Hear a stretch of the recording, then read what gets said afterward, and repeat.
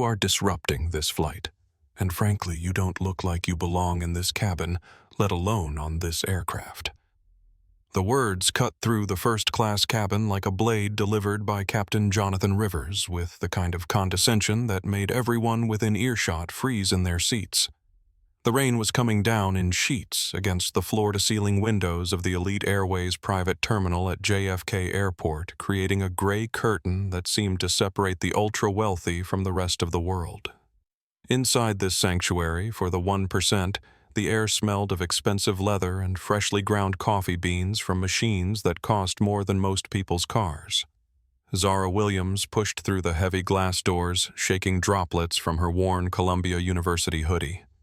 At 34, she moved with the quiet confidence of someone who had learned to navigate spaces where she wasn't expected to belong, but her appearance today suggested anything but wealth. Her faded jeans had a small hole near the left knee. Her white sneakers bore the scuffs of countless city blocks, and her hair was pulled back in a simple ponytail secured with what looked like a rubber band she'd grabbed from her kitchen drawer.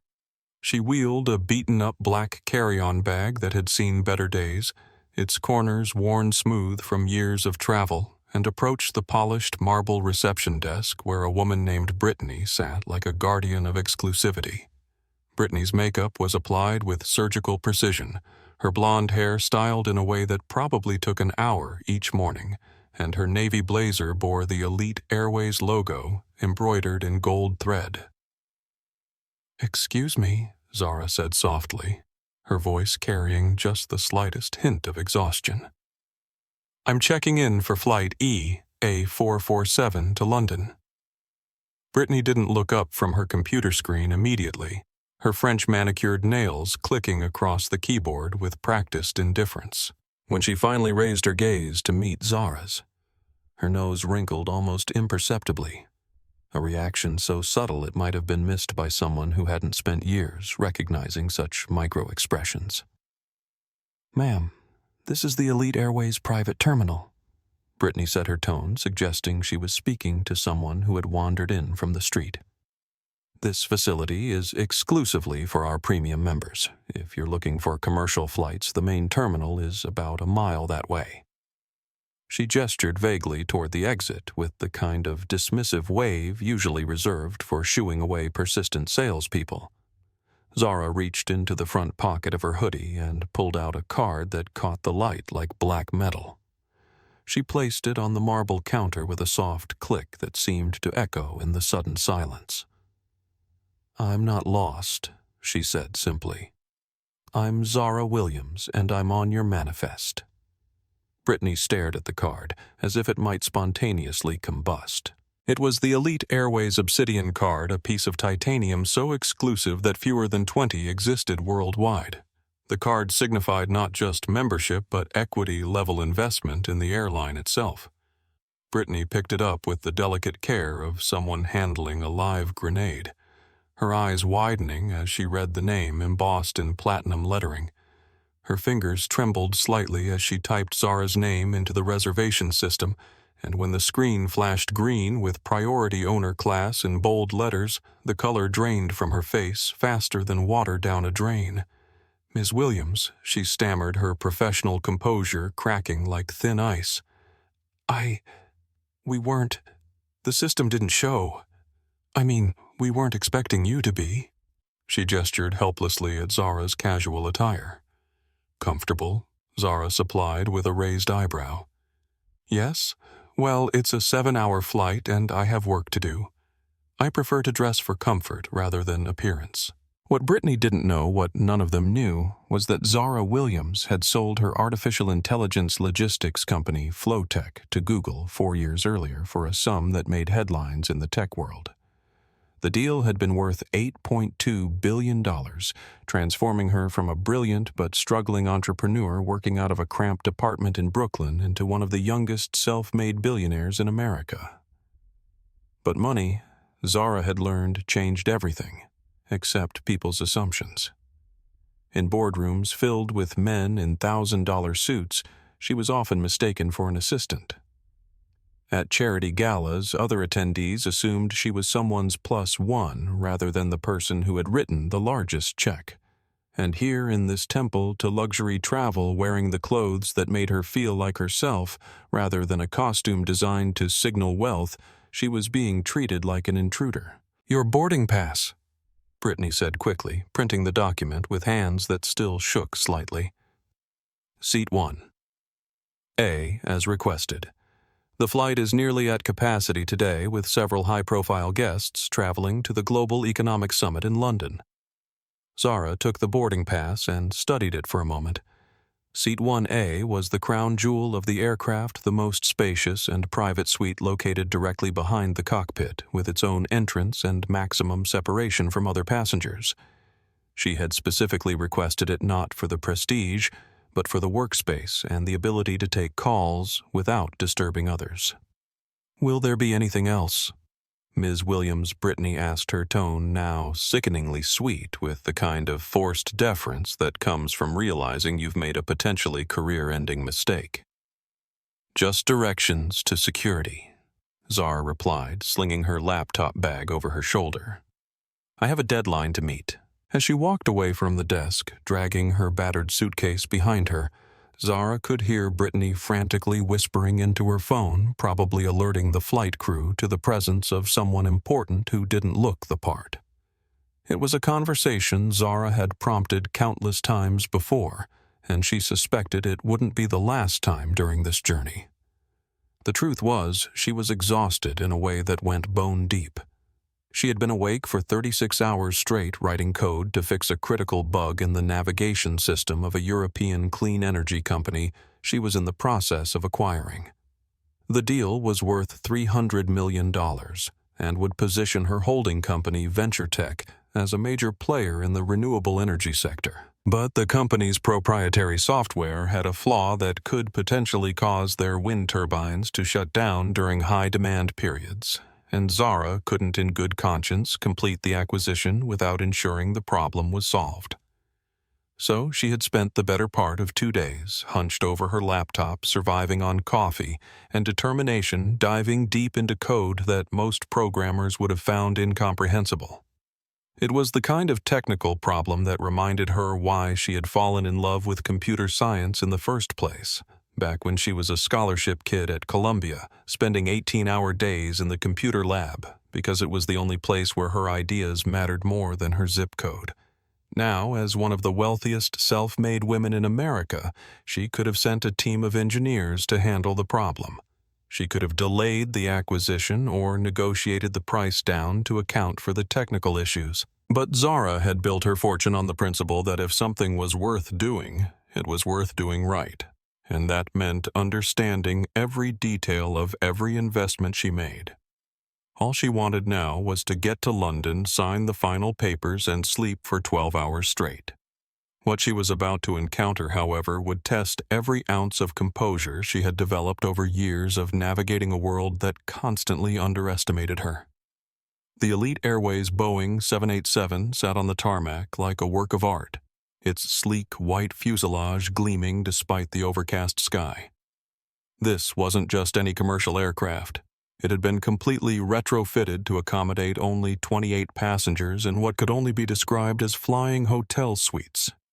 Each seat was essentially a private compartment with closing doors, a lie-flat bed, and workspace that rivaled most executive offices. Zara walked up the jet bridge, her sneakers squeaking softly on the metal grating, and stepped into an interior that looked more like a luxury yacht than an airplane.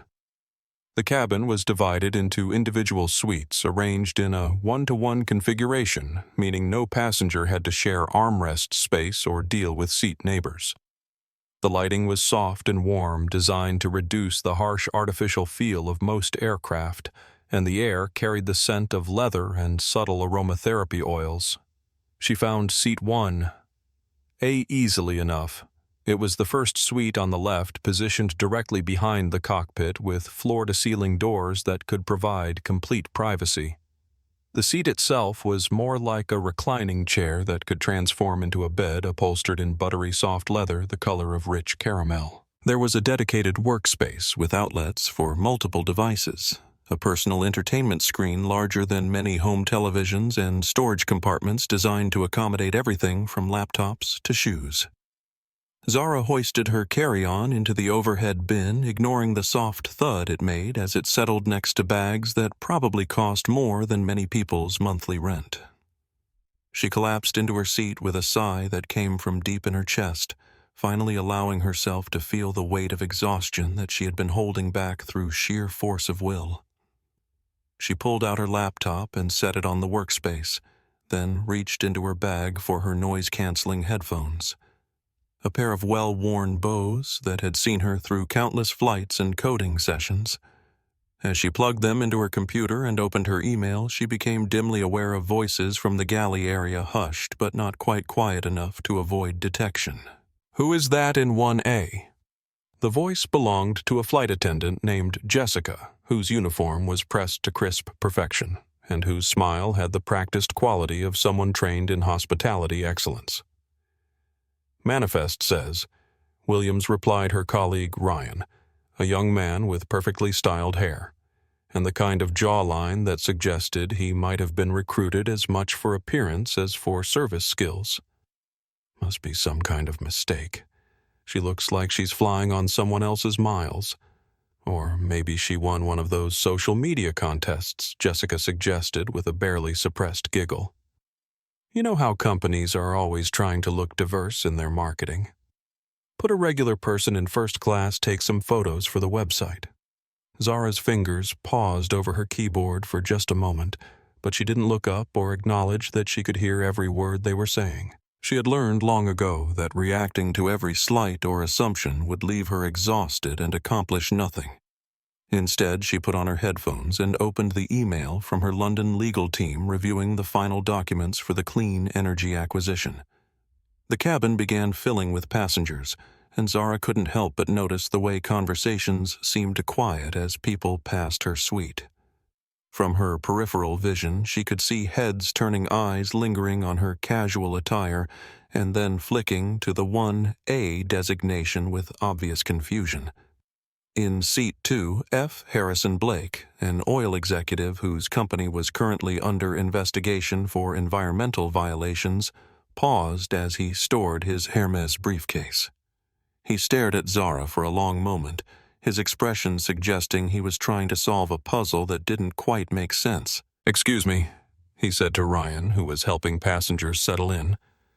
"But is there some kind of special accommodation happening today? I wasn't aware this flight was being used for any charity events." Victoria Chen, a tech CEO who had built her reputation on disrupting traditional industries, looked up from her phone in Seat 3A.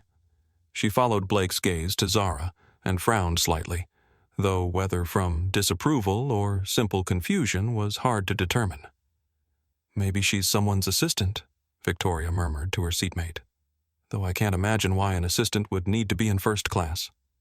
Patricia Whitmore, the wife of a prominent ambassador, entered the cabin with the kind of regal bearing that came from decades of diplomatic functions and state dinners. She wore a Chanel suit that probably cost more than most people's cars, and her jewelry caught the cabin lights with the subtle brilliance of stones that had been chosen for quality rather than ostentation. When she saw Zara, her eyebrows lifted in an expression of polite surprise that somehow managed to convey volumes about her thoughts on appropriate dress codes. "I do hope we're not dealing with some sort of influencer situation," Patricia said to Jessica in a voice that carried the authority of someone accustomed to being heard and obeyed. "I have very important calls to make during this flight, and I cannot have any disruptions or inappropriate behavior." Jessica nodded sympathetically, glancing toward Zara's suite with an expression that suggested she shared Patricia's concerns. "I'm sure everything will be fine, Mrs. Whitmore. We'll keep an eye on the situation and make sure all our premium passengers have the experience they expect." Zara continued typing, her fingers moving across the keyboard with the fluid rhythm of someone who thought in code. She was reviewing the technical specifications of the wind turbine software, making notes about potential efficiency improvements that could increase the company's value even beyond her initial projections. The irony wasn't lost on her that she was working on acquiring a company that would eventually provide clean energy to millions of people while sitting surrounded by individuals who seemed more concerned with maintaining social hierarchies than addressing real problems. She pulled up another document, this one containing the financial projections for Venture Tech's next quarter. The numbers were staggering. Revenue streams from 12 different technology companies, investment returns from her venture capital portfolio, and licensing fees from patents she had developed during her early career. On paper, she was worth more than everyone else on this aircraft combined, but in this moment she was being treated like an imposter who had somehow slipped past security. The irony was that she had specifically bought into Elite Airways 6 months earlier because she believed in supporting companies that prioritized customer experience and service excellence. She had been impressed by their marketing materials, which emphasized respect for all passengers and commitment to inclusive luxury. But marketing materials, she was learning, didn't always translate into reality at 30,000 feet. Ryan approached her suite with a tray containing champagne and orange juice, the traditional pre-flight beverage service that first-class passengers had come to expect. But instead of offering her a choice, he simply placed a plastic cup of water on her tray table with the kind of perfunctory gesture reserved for passengers who were being tolerated rather than welcomed. "Thank you," Zara said quietly, not looking up from her screen, but noting the difference in service. She had watched him pour champagne from crystal glasses for the other passengers, engaging in pleasant conversation about their destinations and travel preferences. For her, apparently, water in a plastic cup was considered sufficient. She could hear the whispered conversations continuing around the cabin, speculation about how she had managed to afford the seat, whether she was someone's guest or had perhaps won some kind of contest. The assumption seemed to be that there must be some explanation, some story that would make her presence in first class make sense to people who couldn't reconcile her appearance with their expectations of who belonged in this exclusive space. What none of them knew was that Zara Williams had not only paid for her seat, but had also, through her investment company, provided the capital that had allowed Elite Airways to purchase this very aircraft. The Boeing 787 they were sitting in had been financed in part by Venture Tech's transportation portfolio, making her not just a passenger, but an owner in every sense of the word. But she didn't feel like explaining that to people who had already made up their minds about who she was and what she deserved. Instead, she continued working, preparing for a meeting that would reshape the renewable energy landscape in Europe while surrounded by individuals who seemed incapable of seeing beyond the surface of things. The tension in the cabin was building like atmospheric pressure before a storm, and Zara could sense that this flight was going to test her patience in ways she hadn't anticipated. She just hoped she could get through the next 7 hours without having to remind anyone that respect shouldn't be contingent on appearance, and that sometimes the most powerful person in the room is the one who doesn't feel the need to announce it.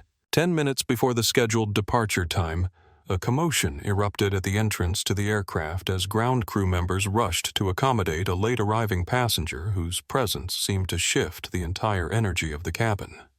Senator Gregory Ashford emerged from the jet bridge like a man accustomed to having doors opened before he reached them and paths cleared before he announced his destination. At 62, Ashford carried himself with the particular brand of confidence that came from 3 decades in Washington, where his voice had shaped legislation affecting millions of lives, and his approval could make or break careers. His silver hair was styled in the kind of expensive cut that looked casual but required weekly maintenance, and his navy suit bore the subtle indicators of custom tailoring that whispered wealth rather than shouting it. "My apologies for the delay," he announced to the cabin in general, his voice carrying the practiced warmth of someone who had spent years making voters feel personally connected to him, despite never remembering their names 5 minutes after shaking their hands. My usual aircraft had some unexpected mechanical issues, and my staff insisted I couldn't miss the economic summit. Behind him trailed 2 assistants, young men in identical dark suits, who moved with the synchronized efficiency of people whose entire careers depended on anticipating their boss's needs before he voiced them. They carried his briefcase, his overcoat, and a leather portfolio that undoubtedly contained documents that could influence global policy decisions. From the cockpit emerged Captain Jonathan Rivers, a man whose 25 years of flying experience had earned him a reputation as one of Elite Airways' most skilled and reliable pilots. At 52, Rivers had the kind of weathered handsomeness that suggested competence and authority. Salt and pepper hair, steady hands, and eyes that had seen enough turbulence to remain calm in almost any situation. Senator Ashford Rivers said with a smile that was both professional and genuinely pleased, extending his hand for a firm shake. "It's an honor to have you aboard today. I trust we can make up some time once we're airborne and get you to London right on schedule." "I appreciate that," Captain Ashford replied, then lowered his voice slightly in the way politicians do when they want to convey that they're sharing inside information. "I don't suppose there's any possibility of getting seat 1A. I have some very sensitive calls to make during the flight, and the security protocols really require me to be in the most isolated position available." Rivers glanced toward the front of the cabin where Zara sat with her headphones on, completely absorbed in her work and apparently unaware of the conversation taking place just feet away. His expression shifted slightly as he took in her appearance again. The oversized hoodie, the worn sneakers, the way she seemed to belong more in a college computer lab than in the premier seat of a luxury aircraft. "That seat is currently occupied," Rivers said carefully, "but let me see what I can arrange. I'm sure we can find a solution that works for everyone." What happened next would later be described by passengers as a master class in how assumptions about power and privilege could lead to catastrophic miscalculations. Rivers approached Zara's suite with the confidence of someone who had never encountered a problem that couldn't be solved through the application of authority and the presumption that reasonable people would defer to those in positions of responsibility. "Excuse me, Miss Williams," Rivers said, tapping gently on the frame of her suite to get her attention. Zara looked up from her laptop, pulling off one side of her headphones with the slightly dazed expression of someone emerging from deep concentration. "Yes, Captain," she replied, blinking a few times as she refocused on the present moment. "I apologize for the interruption, but we have a bit of a situation that requires some flexibility from our passengers," Rivers said, his tone carrying the kind of practiced diplomacy that airline staff used when they needed to deliver news that passengers wouldn't want to hear. "We've had a very last-minute addition to the flight, a U.S. senator who requires specific seating arrangements for security and communication purposes." Zara glanced past Rivers to where Senator Ashford stood near the galley chatting with Patricia Whitmore about mutual acquaintances in diplomatic circles. "I see," she said simply. "And how does that affect me exactly?" "Well, the federal security protocols are quite specific about requiring high-ranking government officials to be seated in positions that provide maximum separation from other passengers." Rivers explained the lie, flowing smoothly from his lips with the confidence of someone who assumed his authority wouldn't be questioned. "I'm going to need to ask you to relocate to seat 8C, which is an excellent window seat toward the rear of the cabin." Zara set down her headphones and looked at Rivers with an expression that was impossible to read. "Captain, I specifically booked seat 1A because I need the workspace and the privacy for some very important business calls. I have a major acquisition closing tomorrow morning, and I need to be able to work without interruption." Rivers's smile remained in place, but there was a subtle shift in his tone that suggested his patience for this conversation was already wearing thin. "I understand that your work is important to you, Miss Williams, but I think you might not fully appreciate the gravity of the situation. When a United States senator requires accommodation that takes priority over personal business matters regardless of how important they might seem." The condescension in his voice was unmistakable now, delivered with the kind of paternalistic tone that suggested he was explaining basic concepts to someone who simply didn't understand how the world worked. Around the cabin, other passengers had begun to take notice of the conversation, some watching openly, while others pretended to read magazines while straining to hear every word. Captain Rivers' Zara said, her voice remaining calm but taking on a quality that suggested steel beneath silk. I'm quite familiar with federal aviation regulations, and I can assure you that there is no requirement for senators to be seated in any specific location on civilian aircraft. What you're describing sounds more like a personal preference than a security protocol. The directness of her response clearly caught Rivers off guard. In his experience, passengers who looked like Zara, young, casually dressed, apparently traveling alone, typically deferred to authority without question. They might complain about being moved, but they generally complied when faced with official-sounding explanations about regulations and requirements. Miss Williams-Rivers said, his voice taking on a harder edge. "I've been flying for 25 years, and I think I know a bit more about aviation regulations than most passengers. The security requirements for government officials are not subject to debate, and I'm not going to argue federal law with someone who clearly doesn't understand the complexities involved." Harrison Blake looked up from his phone with obvious interest while Victoria Chen paused her own conversation to watch the exchange developing in the front of the cabin. Patricia Whitmore raised an eyebrow, her expression suggesting that she found the entire situation unseemly and inappropriate for the refined atmosphere she expected during her travels.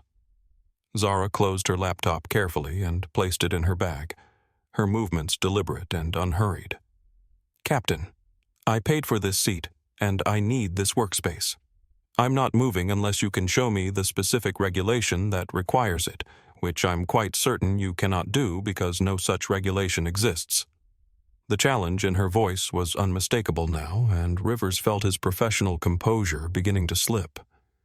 He had dealt with difficult passengers before, but they were usually wealthy individuals who at least looked the part, people whose objections carried the implicit threat of lost business or negative publicity. Zara Williams, sitting there in her college hoodie with her discount store sneakers, represented a type of passenger he had learned to handle through firm application of authority, and the presumption that they would ultimately back down when confronted with the consequences of non-compliance.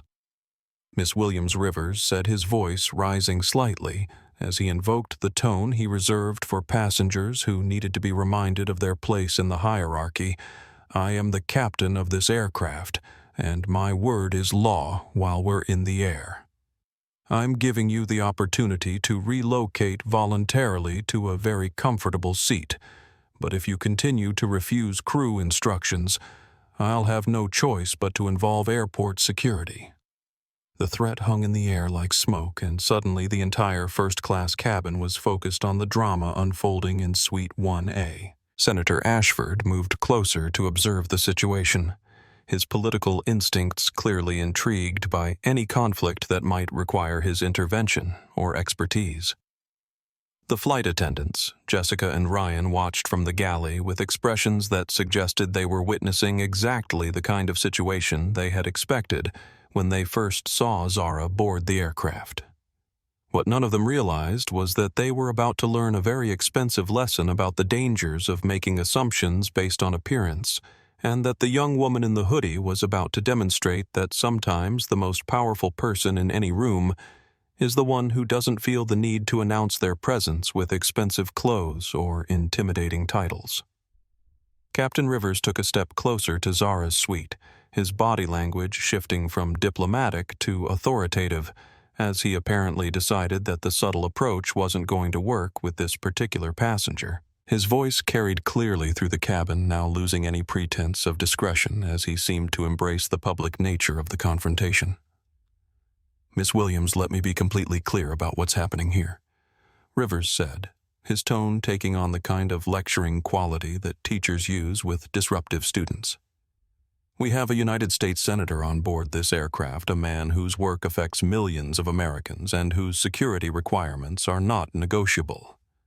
You are refusing to follow crew instructions based on what appears to be a fundamental misunderstanding of how air travel works."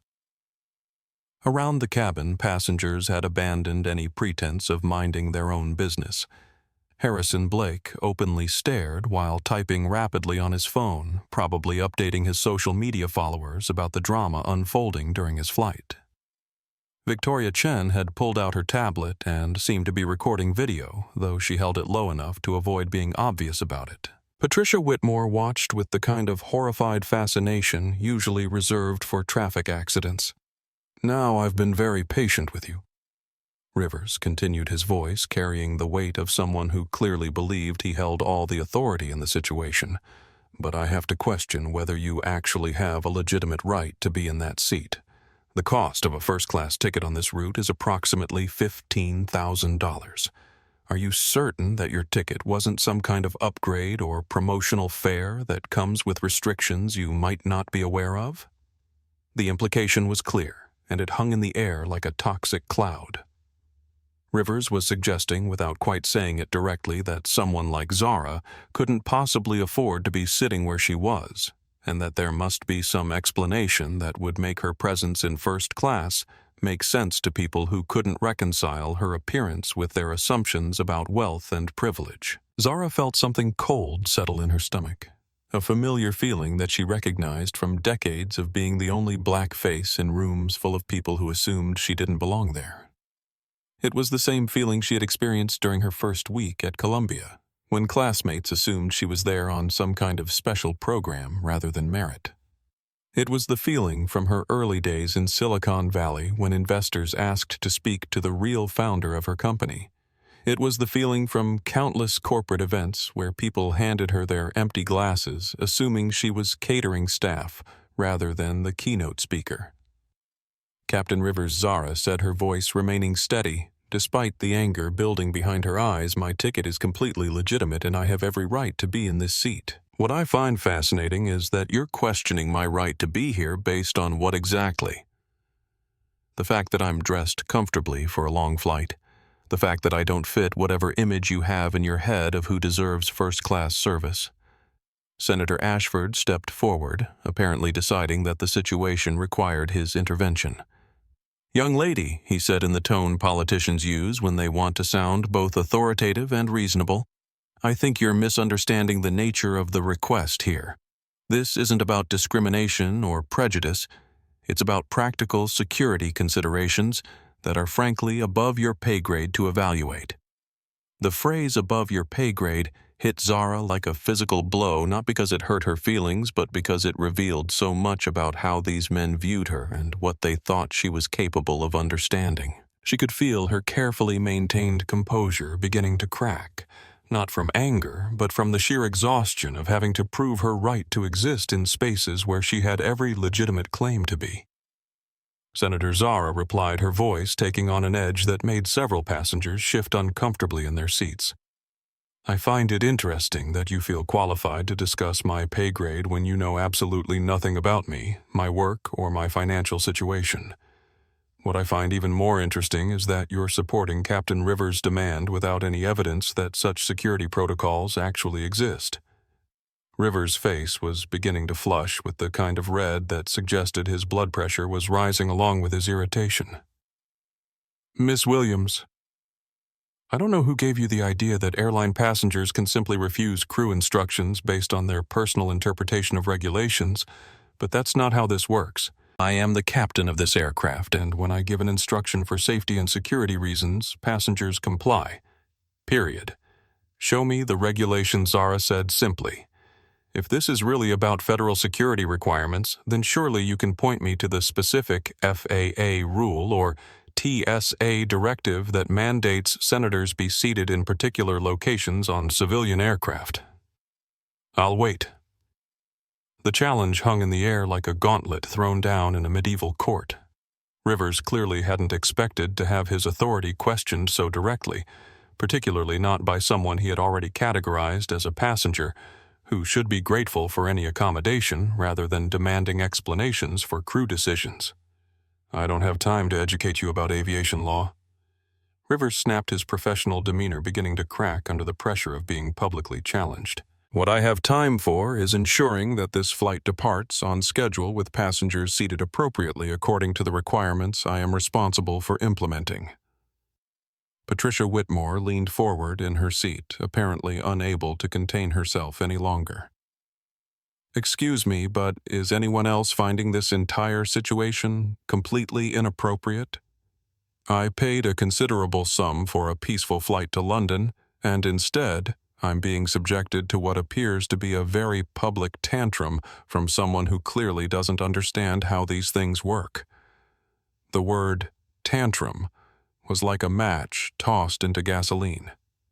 Zara turned to look at Patricia, her eyes flashing with a dangerous light that made the older woman shrink back slightly in her seat. Mrs. Whitmore Zara said, her voice carrying across the cabin with crystalline clarity. I'm sitting quietly in the seat I paid for, working on business that affects thousands of jobs and millions of dollars in investment. The only person creating a disturbance is the captain who is demanding I move based on regulations that don't exist to accommodate a senator who apparently can't handle sitting in any of the other 26 perfectly acceptable seats on this aircraft.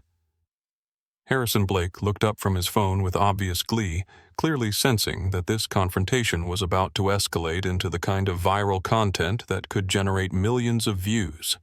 You know, he said with the smugness of someone who believed he was delivering a devastating observation. I think the real question here is how someone so young could afford a $15,000 plane ticket, unless there's something unusual about the circumstances.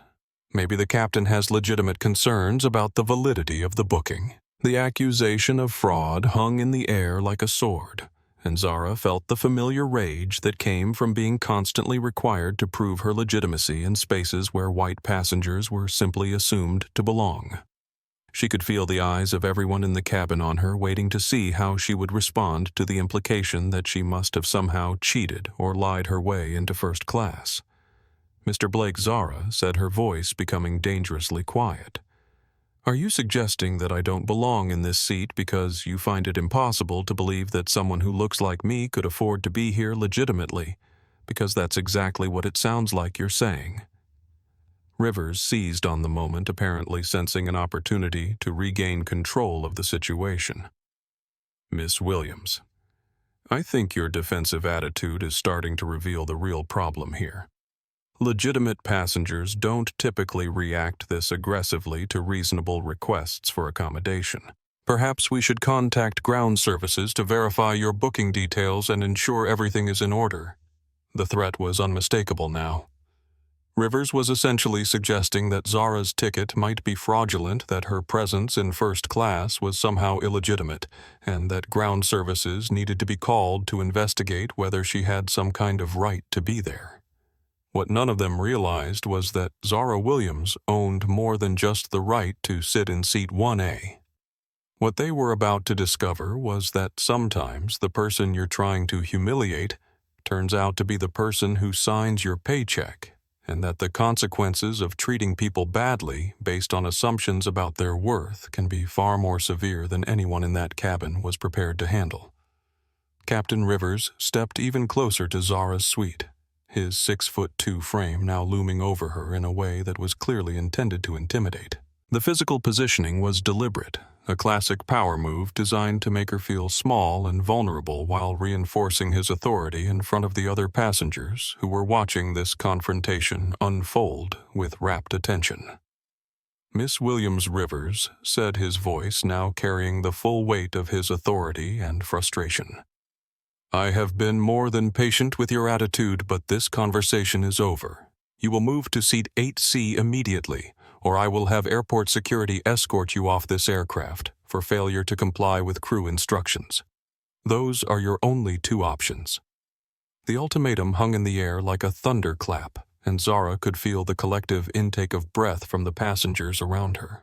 This was the moment that everyone in the cabin had been building toward, the climactic confrontation between authority and defiance that would determine who really held power in this situation. Senator Ashford moved to stand beside Rivers, clearly deciding that his political instincts required him to align himself with the person who appeared to hold authority in this conflict. Captain Rivers is absolutely right, Ashford said, his voice carrying the practiced gravitas of someone accustomed to speaking with the weight of government behind him. Young lady, you seem to have a fundamental misunderstanding of how authority works in situations like this. When crew members give instructions for security reasons, passengers don't get to debate those instructions based on their personal feelings about fairness. The word feelings was delivered with particular condescension, as if Zara's objections to being moved were merely emotional reactions rather than legitimate concerns about discrimination and abuse of authority. Patricia Whitmore nodded approvingly from her seat while Harrison Blake continued recording with his phone, clearly sensing that he was about to witness something that would generate significant social media engagement. "You know what I think is really happening here?" Ashford continued warming to his theme as he apparently decided to share his analysis of the situation with the entire cabin. "I think we're dealing with someone who won a contest or received this ticket as some kind of gift, and now feels entitled to treatment that frankly exceeds her understanding of how these things actually work.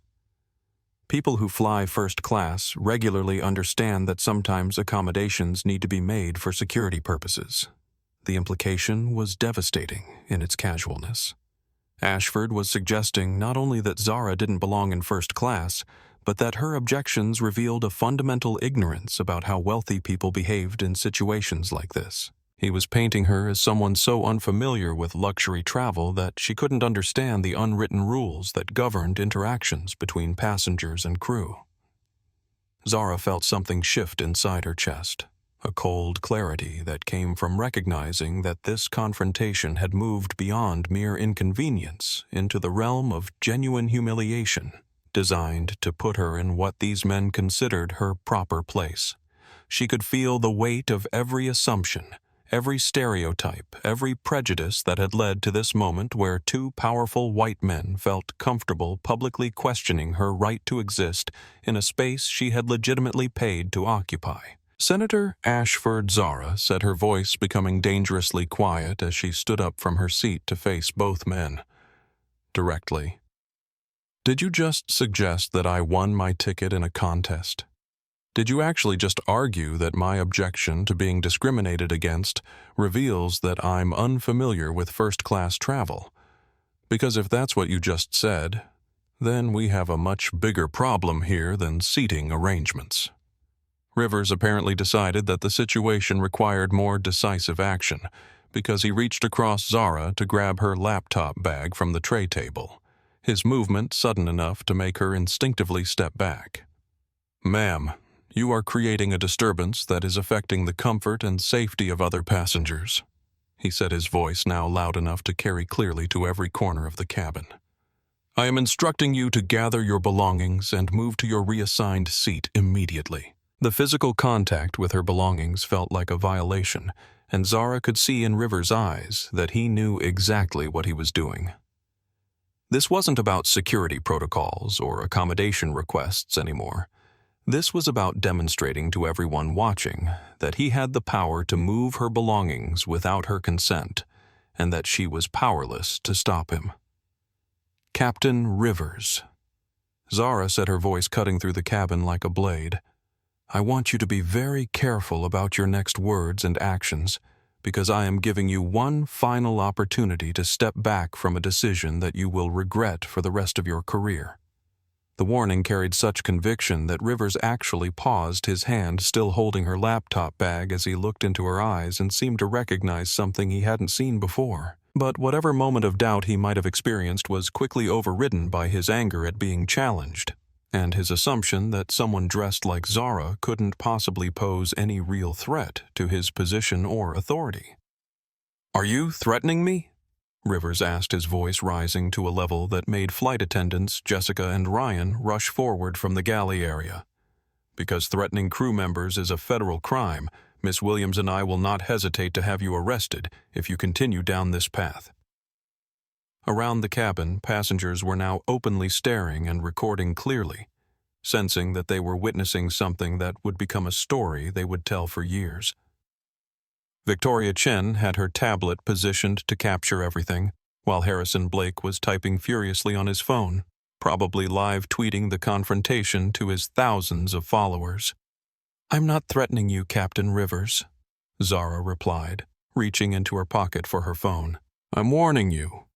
There's a difference, and you're about to learn exactly what that difference is." Senator Ashford stepped closer, apparently interpreting her movement toward her phone as some kind of escalation that required his intervention. "Young lady, I don't know what kind of people you think you can call to intimidate airline crew members, But I can assure you that this situation is not going to be resolved through whatever connections you believe you have. The assumption that her phone call would be to connections rather than someone with actual authority revealed everything about how these men viewed her and what they thought she was capable of accomplishing. In their minds, she was someone who might know people who knew people rather than someone who might actually have direct authority over the situation they were all standing in. Zara looked around the cabin at the faces watching her, some with curiosity, some with disdain, some with the kind of horrified fascination that people feel when witnessing a public humiliation. She thought about all the times she had swallowed her pride, accepted poor treatment, and chosen to avoid confrontation rather than make waves that might affect her business relationships or professional reputation. But this was different. This wasn't just about her anymore. It was about every young black woman who would board this aircraft in the future, every passenger who didn't fit the expected image of wealth and privilege, every person who would be judged worthy or unworthy of respect based on their appearance rather than their humanity. Captain Rivers' Zara set her finger hovering over a contact in her phone. "I'm going to make one phone call. After that call, either you will apologize and this flight will continue as scheduled, or your career with Elite Airways will be over before we reach cruising altitude. The choice is entirely yours." Rivers laughed a harsh sound that echoed through the cabin. "Go ahead and make your call, Miss Williams. I'm very curious to see who you think has more authority over this aircraft than the captain." What he didn't realize was that he was about to find out that authority wasn't always about rank or title or years of experience. Sometimes authority belonged to the person who owned the company, wrote the policies, and signed the paychecks. And sometimes that person was a young black woman in a college hoodie who had just run out of patience for being treated like she didn't belong in spaces she had every right to occupy. Zara's finger moved across her phone screen with the kind of deliberate precision that suggested she knew exactly who she was calling and what the consequences of that call would be. The cabin had fallen into an almost supernatural quiet, the kind of silence that occurs when everyone present senses that they are about to witness something significant, though they can't quite predict what form that significance will take. She pressed the contact labeled Hans, Zurich, and lifted the phone to her ear, her eyes never leaving Captain Rivers' face as the call connected after 2 rings. When the voice answered, it carried the crisp efficiency of Swiss business culture and the authority of someone accustomed to handling matters of extreme urgency and importance. "Hans, this is Zara Williams," she said, her voice carrying across the silent cabin with crystal clarity. "I need you to implement an immediate operational override on Elite Airways Flight EA447, currently at Gate B7 at JFK. Yes, I'm on the aircraft now. Authorization code Sierra Tango 77 Alpha owner. Password Justice." The words meant nothing to most of the passengers listening, but Captain Rivers felt something cold settle in his stomach as he heard terms that sounded remarkably like the kind of administrative codes used by airline management and regulatory authorities. The specificity of the flight number, the gate designation, and the professional tone of Zara's voice suggested a level of access to operational systems that didn't align with his assessment of who she was supposed to be. "Yes, effective immediately," Zara continued, her eyes still locked on Rivers as she spoke. "Full passenger manifest review, crew performance evaluation, and executive oversight activation. I also need legal documentation of discriminatory practices initiated by Captain Jonathan Rivers' employee ID number." She paused and looked directly at Rivers' name tag. JR-4471. Timestamp this call at 14:27 Eastern Standard Time. Rivers felt his mouth go dry as he heard his employee identification number read back with the casual accuracy of someone who had access to personnel files. The detailed nature of Zara's instructions, combined with the official-sounding protocols she was invoking, suggested connections to airline operations that went far beyond what any ordinary passenger should possess. "Thank you, Hans. Execute immediately and send confirmation to my secured email. I'll handle the situation from this end."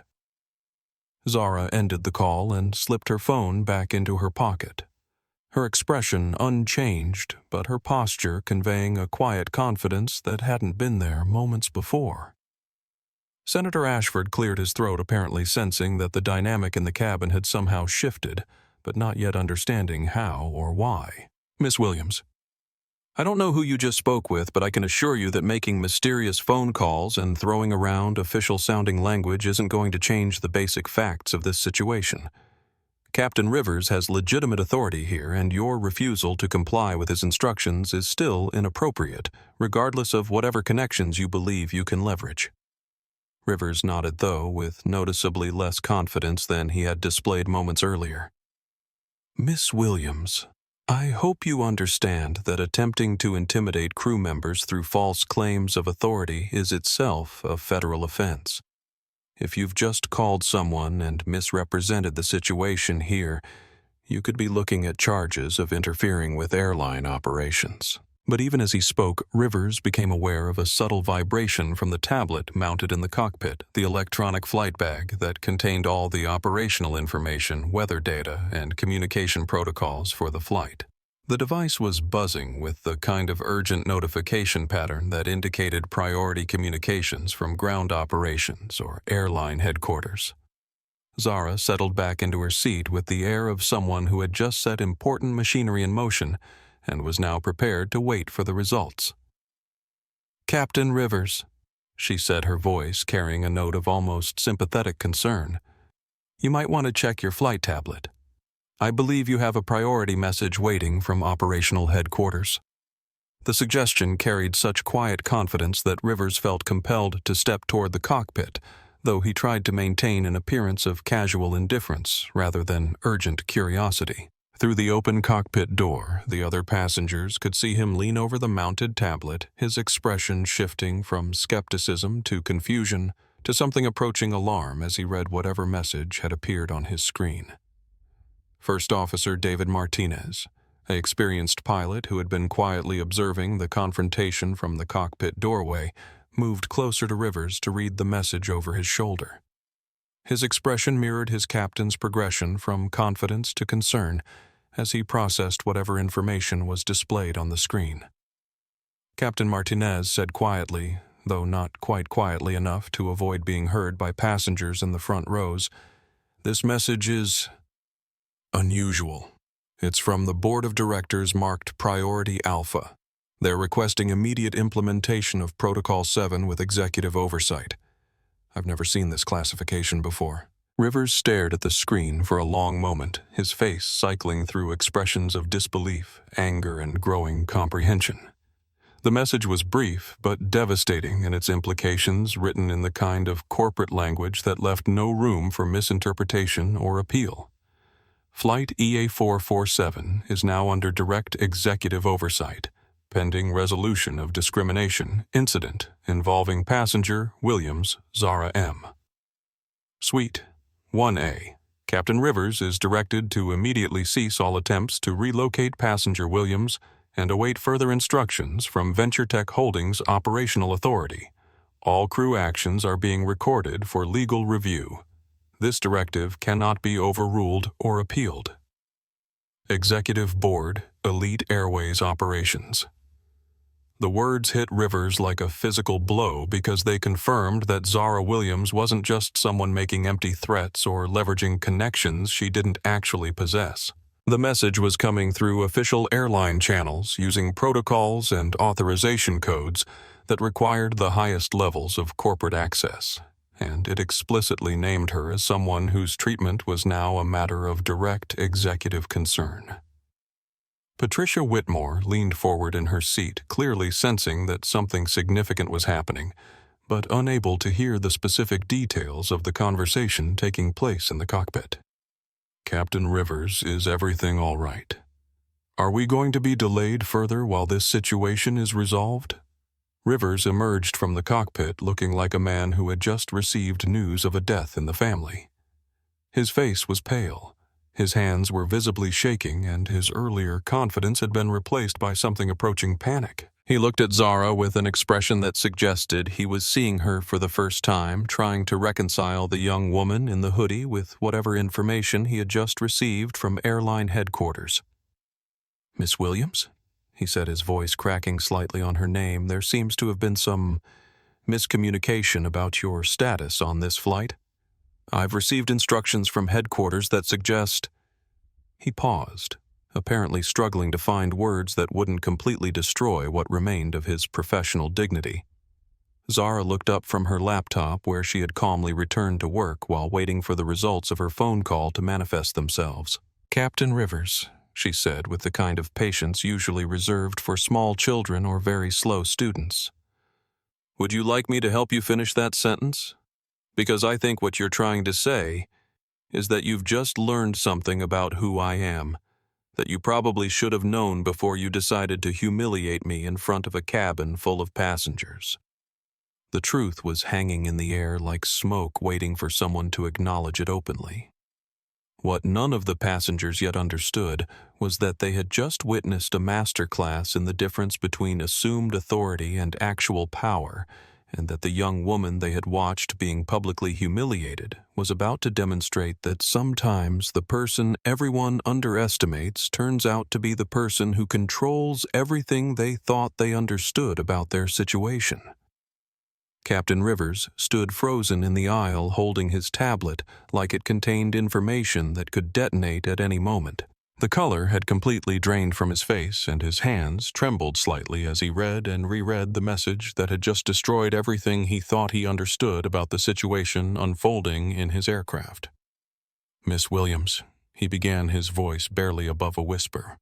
That is, headquarters has informed me that there appears to have been a significant misunderstanding regarding your relationship with Elite Airways." Zara closed her laptop and turned to face Rivers directly. Her expression neutral, but her eyes carrying a weight that made him instinctively step backward. Captain Rivers, rather than struggling to find the right words, "Why don't you simply read the message aloud so that everyone in this cabin can understand what's happening here?" The suggestion carried the force of a command, and Rivers found himself looking down at the tablet screen, even though every instinct told him that reading this information publicly would be career suicide. But the message from headquarters had been explicit. All actions were being recorded for legal review, and any attempt to minimize or conceal the situation would result in immediate termination. The message states, Rivers began, his voice shaking, as he read the corporate directive that Flight EA447 is now under direct executive oversight, pending resolution of a discrimination incident involving passenger Williams Zara M. in Suite 1A. I am directed to immediately cease all attempts to relocate Miss Williams and await further instructions from VentureTech Holdings Operational Authority. Senator Ashford frowned. His political instincts immediately focused on the unfamiliar corporate name, VentureTech Holdings. I'm not familiar with that organization. What does a tech company have to do with Elite Airways operational decisions? Victoria Chen, who had been recording everything on her tablet, suddenly gasped as she completed a Google search that made her eyes widen with recognition and shock. "Oh my God," she whispered loud enough for several passengers to hear. VentureTech Holdings. They're the parent company. They acquired Elite Airways 6 months ago in a deal worth over $2 billion. The information hit the cabin like a shockwave, causing passengers to pull out their phones and begin frantically searching for information about the corporate structure they had never bothered to research. Harrison Blake's fingers flew across his screen as he attempted to piece together the implications of what they were learning. But that still doesn't explain. Patricia Whitmore began, then stopped as her own internet search returned results that made her face go ashen. She was staring at a Forbes magazine cover story from 2 years earlier, featuring the headline, "The Youngest Female Billionaire, How Zara Williams Built an AI Empire from Her Brooklyn Apartment." The magazine cover showed a professional photograph of Zara in an elegant black dress, her hair styled in a sophisticated updo, standing in front of a wall of computer servers. But even dressed for a formal photo shoot, her face was unmistakably the same as the woman sitting in Suite 1A, wearing a Columbia University hoodie and worn sneakers. Miss Williams, Victoria Chen, said, her voice carrying a note of awe that bordered on disbelief. Are you the Zara Williams? The one who sold Flowtech to Google for $8 billion, the one who's been on the cover of Time magazine and Forbes. Zara smiled for the first time since boarding the aircraft, but it was the kind of smile that made smart people very nervous. I am indeed Zara Williams, founder and former CEO of Flowtech, current CEO of VentureTech Holdings, and as of 6 months ago, majority owner of Elite Airways. I'm also the person who specifically purchased this airline because I believed in their commitment to treating all passengers with dignity and respect, regardless of their appearance or background. The revelation hit the cabin like a bomb blast, leaving passengers stunned as they tried to reconcile their assumptions about the young woman in casual clothes with the reality of her actual identity and wealth. Senator Ashford looked like he had just swallowed something particularly unpleasant, while Harrison Blake was typing frantically on his phone, probably trying to delete whatever social media posts he had made about the situation. You own this airline. Rivers whispered, his voice carrying the hollow tone of someone who had just realized the magnitude of his mistake. You own Elite Airways. I own 78% of Elite Airways through VentureTech Holdings. Zara confirmed, her voice matter-of-fact, as she delivered information that was rewriting the power dynamics in the cabin in real time. I also own the ground services company that handles your fuel and maintenance, the catering service that provided your breakfast this morning, and the insurance company that underwrites your employment liability coverage. Each revelation landed like a separate blow, and Rivers felt his knees go weak as he understood that he hadn't just discriminated against a passenger.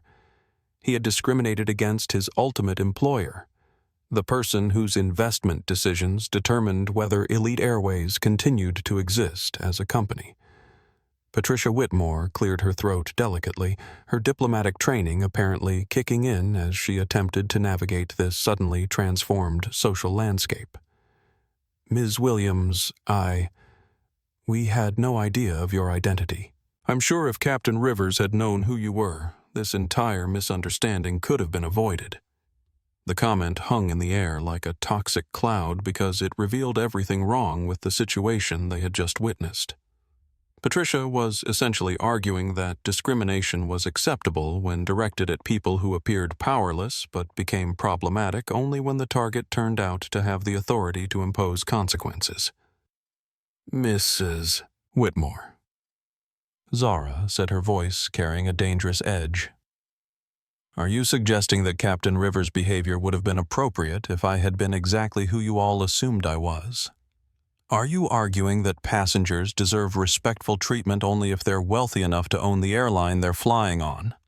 The question exposed the fundamental ugliness of what had just occurred, forcing everyone in the cabin to confront the reality that their behavior had been predicated on assumptions about Zara's worth as a human being, based entirely on her appearance. They had supported Rivers' demand that she move not because of any legitimate security concern, but because they had collectively decided that someone who looked like her didn't deserve to sit in the premium seat she had paid to occupy. Senator Ashford attempted to recover with the kind of political maneuvering that had served him well in Washington, but was proving inadequate for this particular crisis. Mrs. Williams, I think what Mrs. Whitmore is trying to say is that this has all been an unfortunate misunderstanding based on incomplete information. Surely we can all agree that Captain Rivers was simply trying to accommodate what he believed to be a legitimate security concern. Senator Zara replied, her voice cutting through his attempted explanation like a blade through silk. There was no security concern. There was no federal regulation requiring you to sit in any particular seat. Captain Rivers demanded that I move because he looked at me and decided that someone dressed like me didn't belong in first class, and you supported his decision because you made the same assumption. This wasn't a misunderstanding. It was discrimination, pure and simple. Rivers swayed slightly on his feet, apparently realizing that his career was over, but still struggling to comprehend how completely he had misread the situation. "Ms. Williams, if I had known. I never intended to." "Captain Rivers." Zara interrupted, her voice becoming dangerously quiet. "Let me stop you right there. What you intended is irrelevant. What matters is what you did. You publicly humiliated a passenger based on your assumptions about their worth. You threatened to have me arrested for refusing to accept discrimination. You grabbed my personal belongings without permission. And you did all of this while representing an airline that I own and that explicitly forbids such behavior in its employee handbook." The cabin fell silent as passengers absorbed the full scope of what they had witnessed and participated in.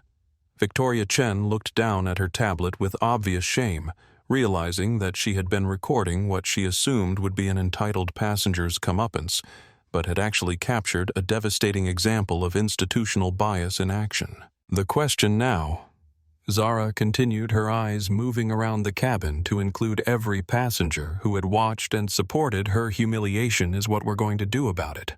Because this isn't just about Captain Rivers or this specific flight.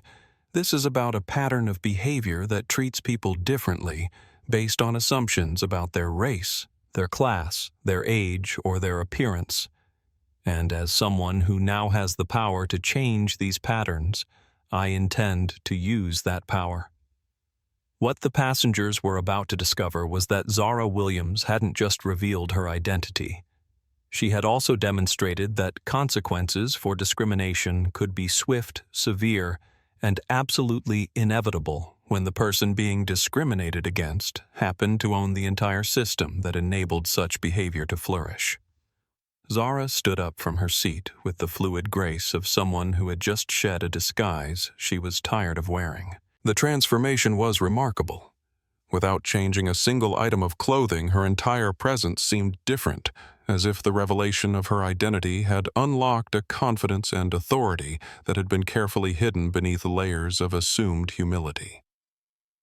"Captain Rivers," she said, her voice carrying across the cabin with the kind of clarity that made everyone stop breathing before we discuss your future with Elite Airways. "I think it's important that you understand exactly what you've done here today. You didn't just make a mistake or show poor judgment. You violated multiple company policies, federal anti-discrimination laws, and basic principles of human decency." Rivers opened his mouth as if to speak, but Zara held up a hand that stopped him as effectively as a brick wall. "I'm not finished, Captain. For the past 20 minutes, you have publicly humiliated a paying passenger based solely on your assumptions about her race, her economic status, and her right to occupy a seat she legitimately purchased. You threatened to have me arrested for refusing to accept discrimination. You suggested that my ticket might be fraudulent. And you physically handled my belongings without permission." Each accusation landed like a hammer blow, and Rivers felt his professional life crumbling in real time as he was forced to confront the reality of his actions without the protective barrier of assumed authority. Around the cabin, passengers who had supported his demands were beginning to understand their own complicity in what had occurred. "But here's what makes your behavior particularly egregious, Captain Rivers." Zara continued pulling out her phone and opening what appeared to be a personnel file. "This isn't your first incident involving discriminatory treatment of passengers. According to the human resources files that I'm now reviewing, you have received formal complaints about your conduct on 3 separate occasions in the past 18 months. Rivers' face went gray as Zara read from documentation he had hoped would never see the light of day. February of last year, you refused to allow a Muslim passenger to pray in a designated area during a delayed flight, claiming it made other passengers uncomfortable. July, you supported a flight attendant's decision to ask a Spanish-speaking family to prove they were American citizens before allowing them to board. And just 6 weeks ago, you told a disabled passenger that his service animal was disruptive and suggested he should have purchased an additional seat for accommodation. The litany of complaints painted a picture of someone whose biases had been consistently protected by a corporate structure that prioritized avoiding conflict over addressing discrimination. But that protective structure had just evaporated, leaving Rivers exposed to consequences that had been delayed but not avoided. Each time Zara set her voice taking on the tone of someone reading a medical diagnosis, Elite Airways management chose to handle these complaints through private counseling and additional training, rather than addressing the pattern of behavior that was clearly developing. Each time you received what amounted to a gentle reminder to be more careful about how you expressed your prejudices, rather than any meaningful accountability for the harm you were causing. Senator Ashford shifted uncomfortably in his seat, apparently recognizing that his support for Rivers had aligned him with someone whose history of discrimination was now being exposed in devastating detail. Patricia Whitmore looked down at her hands, while Harrison Blake continued typing on his phone with the desperate energy of someone trying to distance himself from a rapidly unfolding disaster. Captain Rivers Zara continued. Elite Airways Employee Handbook Section 4.2 explicitly states that all passengers will be treated with equal dignity and respect, regardless of race, ethnicity, gender, religion, age, sexual orientation, or economic status. Section 4.3 states that crew members who engage in discriminatory behavior toward passengers will face immediate disciplinary action up to and including termination. Are you familiar with these policies? Rivers nodded weakly, his voice barely audible as he whispered, "Yes, ma'am." Then you understand that your behavior today constitutes a clear violation of both policies compounded by your history of similar incidents and your position of authority as captain of this aircraft. Zara's voice carried the weight of absolute finality. Effective immediately, you are terminated from your position with Elite Airways for gross misconduct and violation of company anti-discrimination policies. The words hit the cabin like a physical blow, causing gasps from passengers who had never witnessed someone being fired in real time.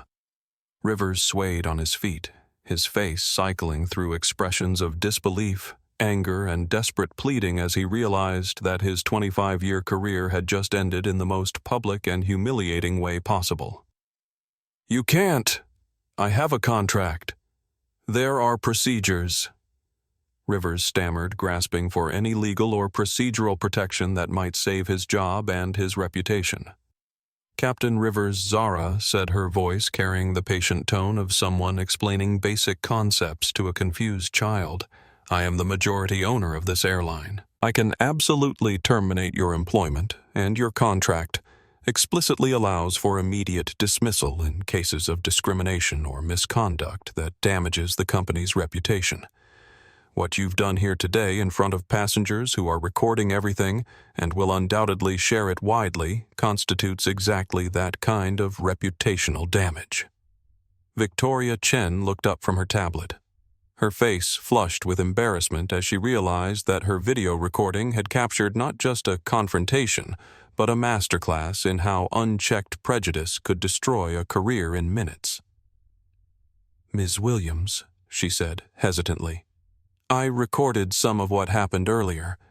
I was planning to post it on social media, but given what I understand now, should I delete it?" Zara turned to look at Victoria with an expression that was impossible to read.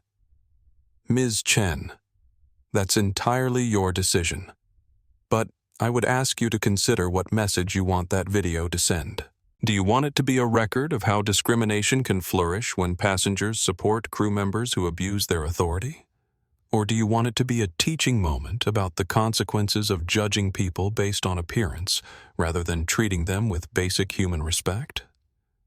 The question forced Victoria to confront her own motivations for recording the confrontation, and she realized that her initial desire to capture what she had assumed would be an entitled passenger's public humiliation revealed her own complicity in the discriminatory attitudes that had led to this moment. "As for you, Captain Rivers," Zara continued, returning her attention to the man whose world had just collapsed around him, You are no longer an employee of Elite Airways, which means you are currently a civilian standing in the cockpit of a commercial aircraft without authorization.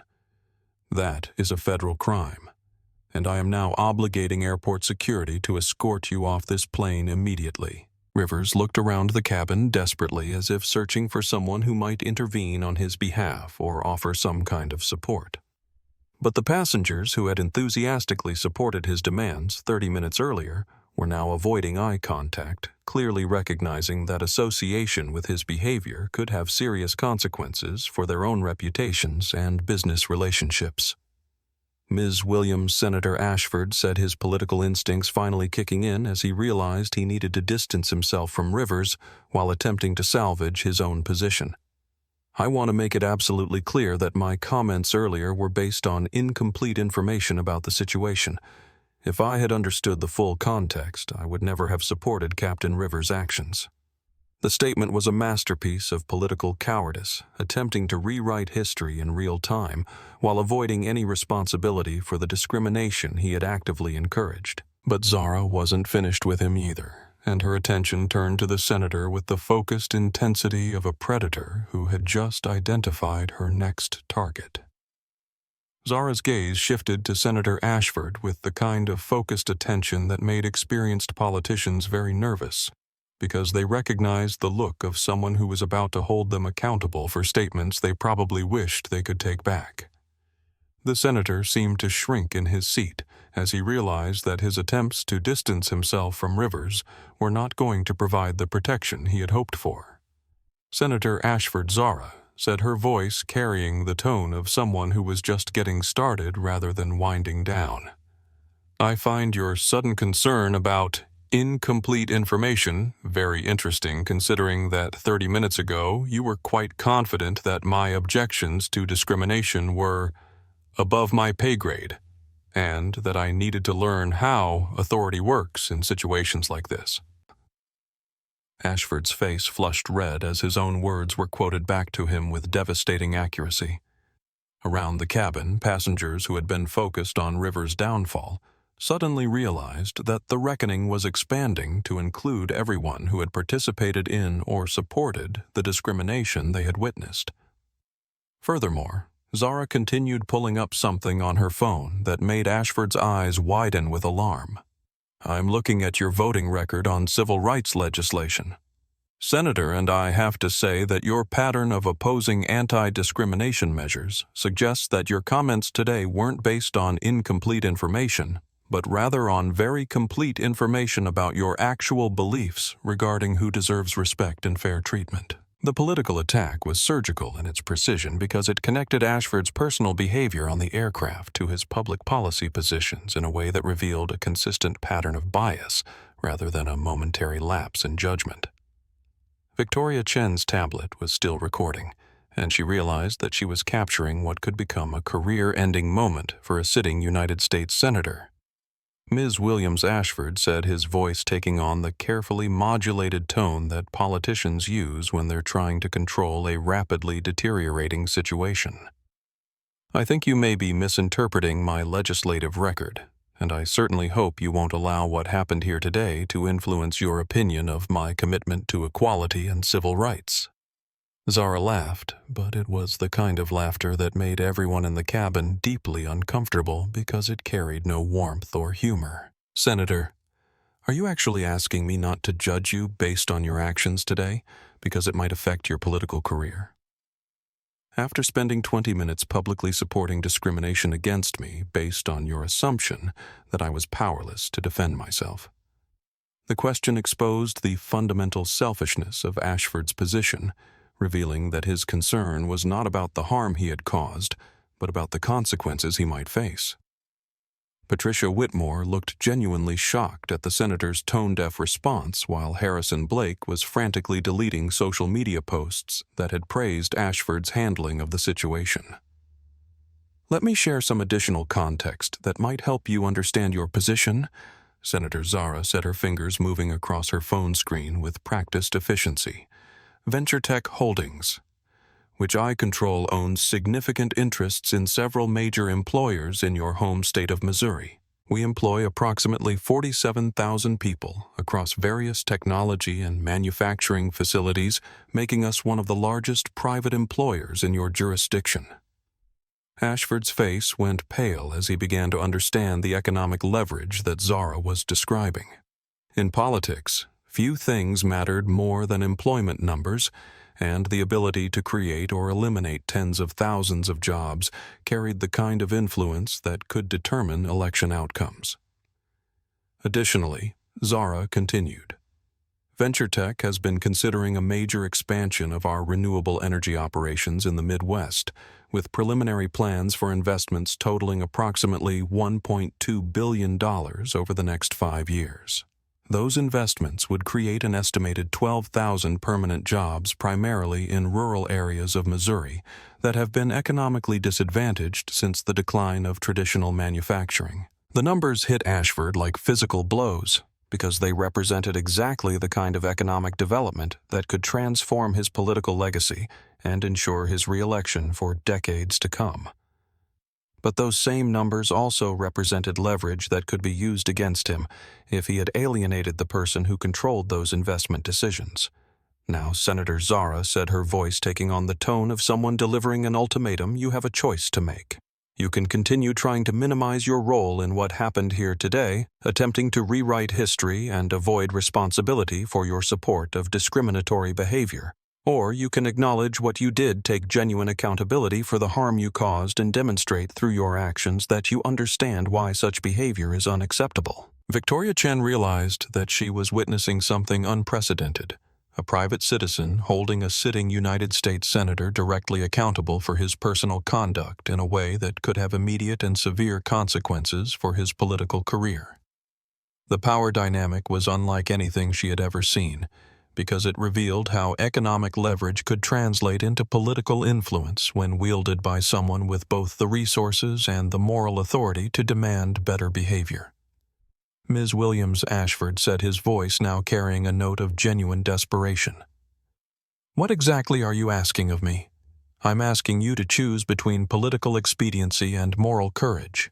Senator, I'm asking you to decide whether your career is more important than your integrity, and whether your political future matters more than the dignity of the people you claim to represent."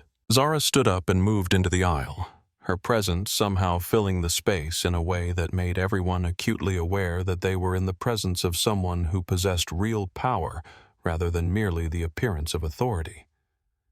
"If you choose political expediency, Senator, I will ensure that every voter in Missouri knows exactly how you behaved on this aircraft today.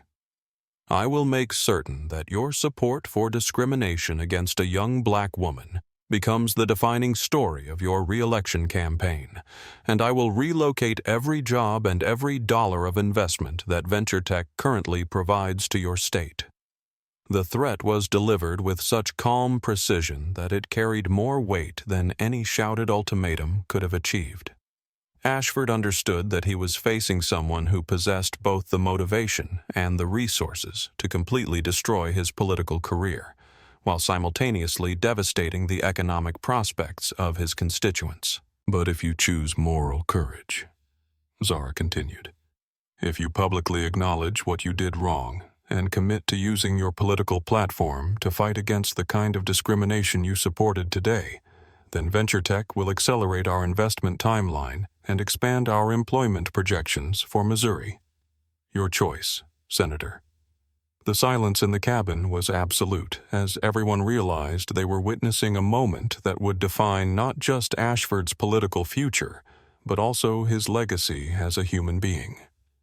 The senator sat in his seat, visibly struggling with a decision that would determine whether he prioritized his own political survival or took responsibility for his participation in an act of discrimination that he could no longer deny or minimize. What happened next would reveal whether power could be used to demand accountability rather than simply to avoid consequences, and whether moral courage could triumph over political calculation when the stakes were high enough to make the choice genuinely painful.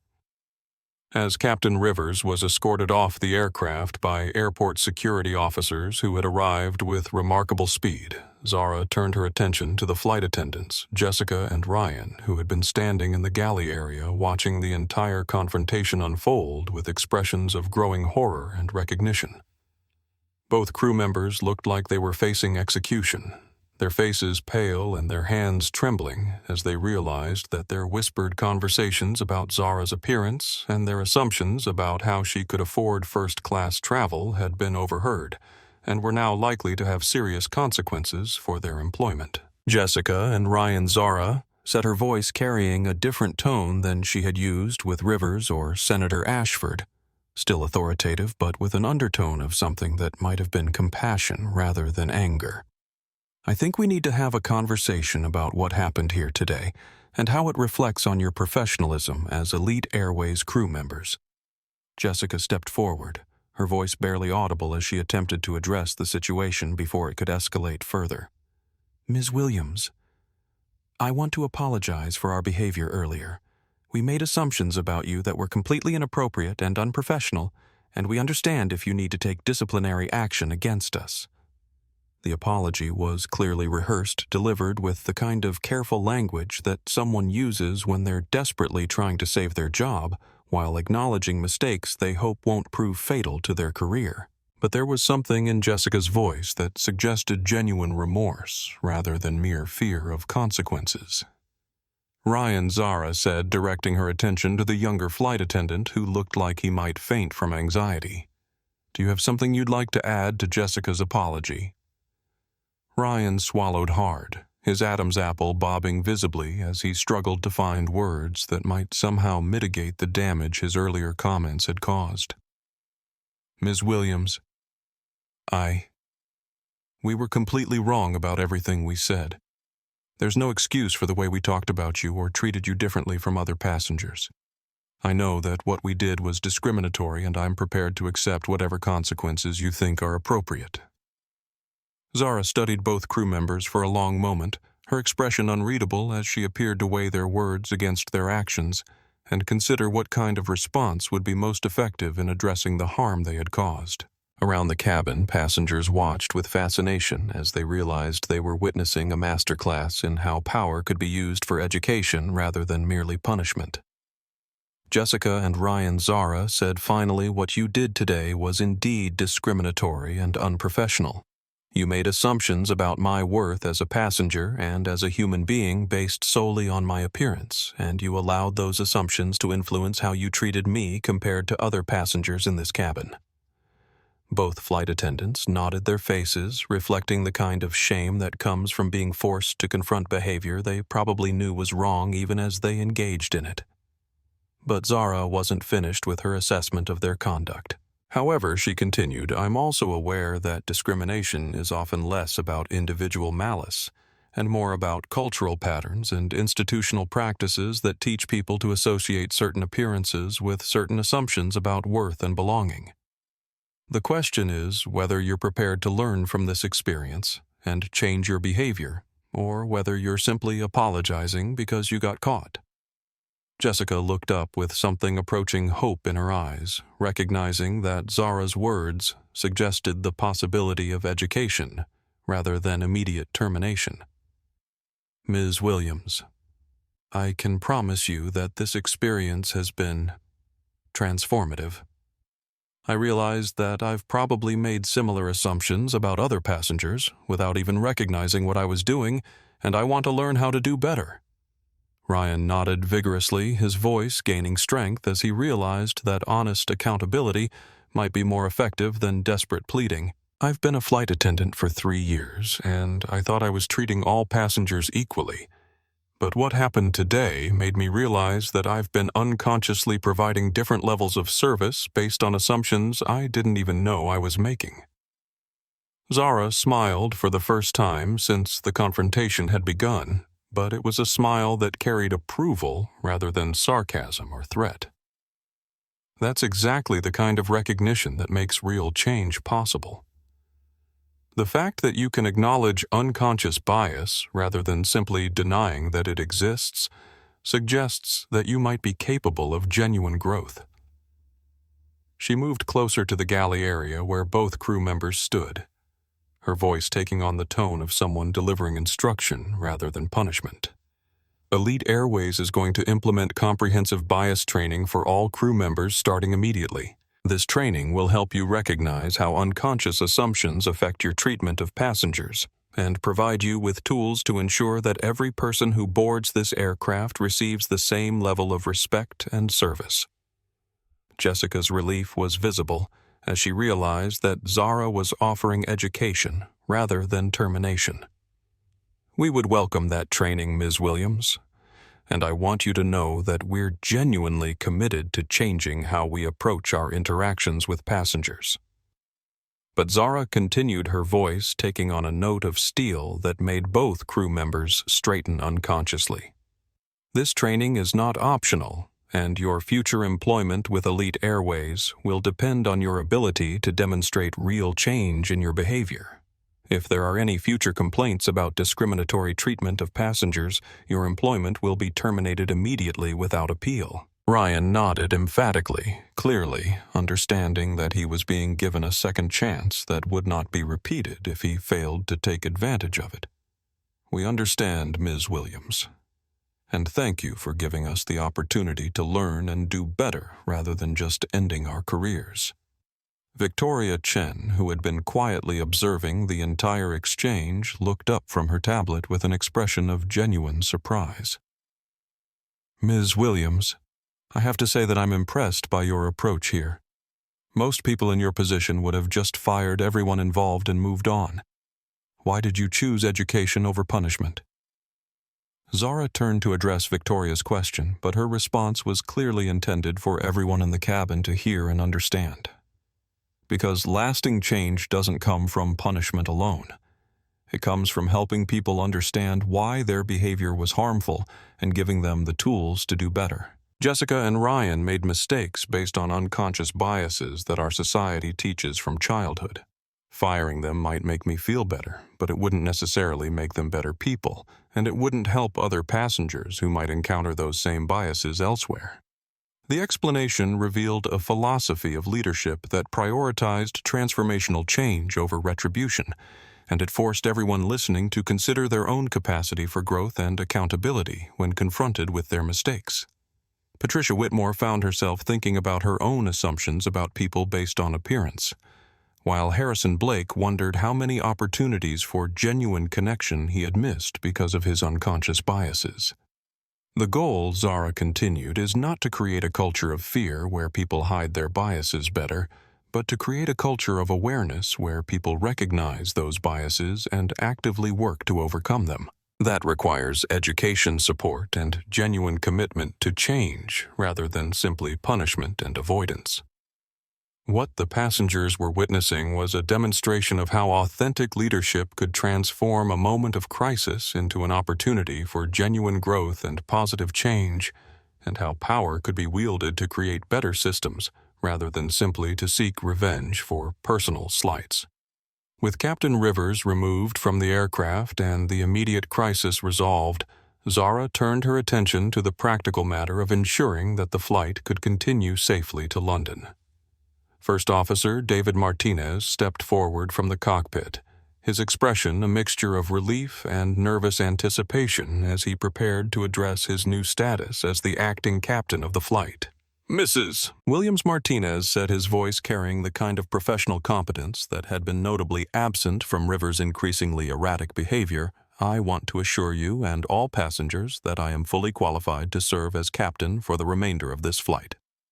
I have over 4,000 hours of flight time, including significant experience on the Boeing 787, and I hold all the necessary certifications to operate this aircraft safely." Zara nodded approvingly, having already reviewed Martinez's personnel file during her phone call with the Zurich office. "Captain Martinez, I have complete confidence in your abilities, and I'm pleased to inform you that your promotion to captain is not just temporary for this flight, it's permanent. Elite Airways needs leaders who demonstrate integrity and professionalism, and your conduct during today's crisis has shown that you possess both qualities. Martinez's eyes widened with surprise and gratitude as he realized that what had begun as one of the most difficult days of his career was turning into one of the most important opportunities of his professional life. "Thank you, Ms. Williams. I promise you won't regret this decision, and I'll do everything possible to ensure that Elite Airways maintains the highest standards of service and professionalism." The promotion was witnessed by every passenger in the cabin, creating a powerful demonstration of how accountability and merit-based advancement could work together to improve organizational culture in real time. Senator Ashford watched the interaction with obvious discomfort, apparently recognizing that he was witnessing the kind of leadership and moral clarity that his own behavior had conspicuously lacked. Captain Martinez Zara continued, "Please file a new flight plan for London Heathrow and inform ground control that we're ready for departure.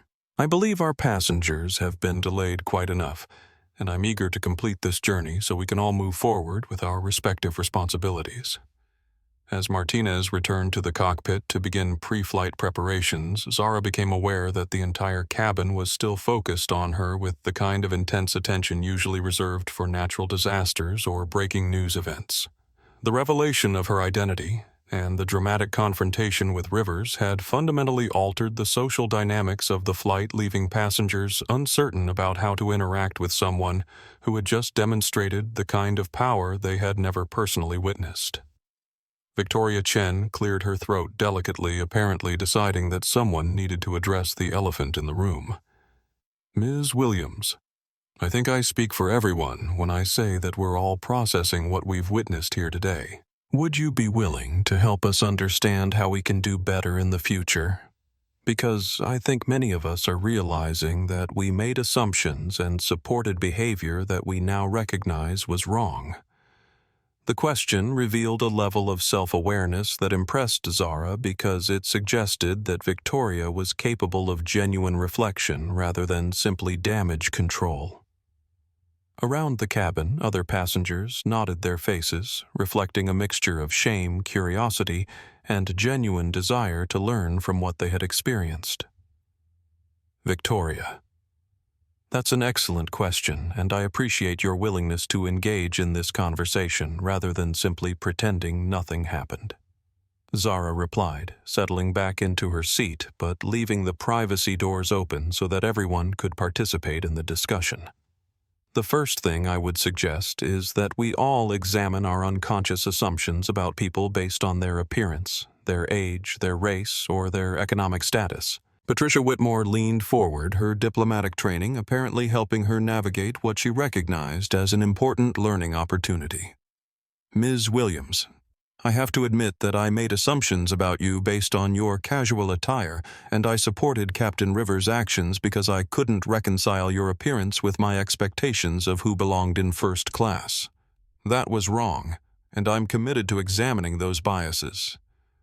The admission was clearly difficult for Patricia to make, because it required acknowledging that her sophisticated understanding of international diplomacy had not prevented her from engaging in the kind of discrimination that she would have condemned if she had witnessed it being directed at someone else. Harrison Blake looked up from his phone, his expression reflecting the kind of discomfort that comes from recognizing personal complicity in harmful behavior. "I recorded parts of what happened because I thought I was witnessing an entitled passenger refusing to follow reasonable instructions. But I realize now that I was actually documenting discrimination, and my social media posts probably reinforced harmful stereotypes about who deserves respect in premium travel spaces." Zara nodded approvingly at his honesty. "Harrison, the fact that you can recognize that your initial interpretation was influenced by bias is exactly the kind of awareness that can prevent similar situations in the future. The question is what you plan to do with that recognition." "I've already deleted the posts and published a correction explaining what actually happened," Harrison replied. "But I think I need to do more than just damage control. I want to use my platform to educate people about unconscious bias and the importance of treating everyone with respect regardless of appearance." The conversation was developing into exactly the kind of meaningful dialogue that could transform a moment of crisis into an opportunity for genuine growth and positive change. Senator Ashford listened with obvious discomfort, clearly recognizing that his political instincts for avoiding responsibility were being challenged by passengers who were willing to acknowledge their mistakes and commit to doing better. The reality, Zara said, addressing the group as a whole, is that discrimination often thrives in environments where good people remain silent because they don't want to create conflict, or because they assume that authority figures must have legitimate reasons for their actions. But silence in the face of injustice is complicity, and each of you had opportunities to speak up when you witnessed behavior that should have made you uncomfortable. Victoria Chen nodded thoughtfully, apparently processing the implications of Zara's observation. "You're right. I was recording because I thought it would be entertaining content, but I could have questioned Captain Rivers' assumptions or asked whether there were actually security regulations that required the seating change. Instead, I just watched and assumed that his authority made his actions legitimate." The flight began to taxi toward the runway as Captain Martinez demonstrated the kind of smooth professionalism that had been absent during Rivers' increasingly erratic behavior. The passengers continued their conversation as the aircraft prepared for takeoff, their discussion creating an atmosphere of genuine reflection and commitment to positive change that transformed what could have been an uncomfortable flight into an opportunity for meaningful connection and growth. What emerged from their dialogue was a recognition that creating more equitable and respectful environments required active participation from everyone present, not just those in positions of formal authority. The lesson was one that would extend far beyond this particular flight, influencing how each passenger approached similar situations in their professional and personal lives. As the Boeing 787 reached its cruising altitude of 41,000 feet above the Atlantic Ocean, the cabin had settled into something approaching normal flight routine, though the conversations continued to reflect the extraordinary events that had occurred during boarding and takeoff. The dramatic confrontation had created an unusual sense of intimacy among passengers who would normally have spent the 7-hour flight in isolated luxury, avoiding interaction beyond polite nods and brief pleasantries. Victoria Chen had moved from her original seat to the empty spot across from Zara, apparently seeking to continue their conversation about bias and leadership in a more direct setting. Her tablet remained open, but she was no longer recording. Instead, she seemed genuinely interested in understanding how someone could wield significant power while maintaining the kind of moral clarity that Zara had demonstrated. "I have to ask." "Victoria," said her voice carrying the curiosity of someone encountering a perspective that challenged her previous assumptions about wealth and authority. "How do you maintain that level of composure when facing discrimination? Because I watched you handle Captain Rivers with incredible calm, but I imagine the emotional cost of constantly proving your worth must be exhausting." Zara smiled, but there was something in her expression that suggested the question had touched on experiences that went far deeper than what anyone in the cabin had witnessed. "Victoria, the composure you saw today was developed over years of being the only black woman in rooms full of people who assumed I was there to serve coffee rather than lead meetings. You learn to control your emotional reactions because showing anger or frustration gets interpreted as confirmation that you don't belong in professional spaces." Patricia Whitmore looked up from her own tablet, where she had been reading news articles about Zara's business achievements, with the kind of fascination that comes from discovering that someone you completely misjudged is far more accomplished than you had imagined.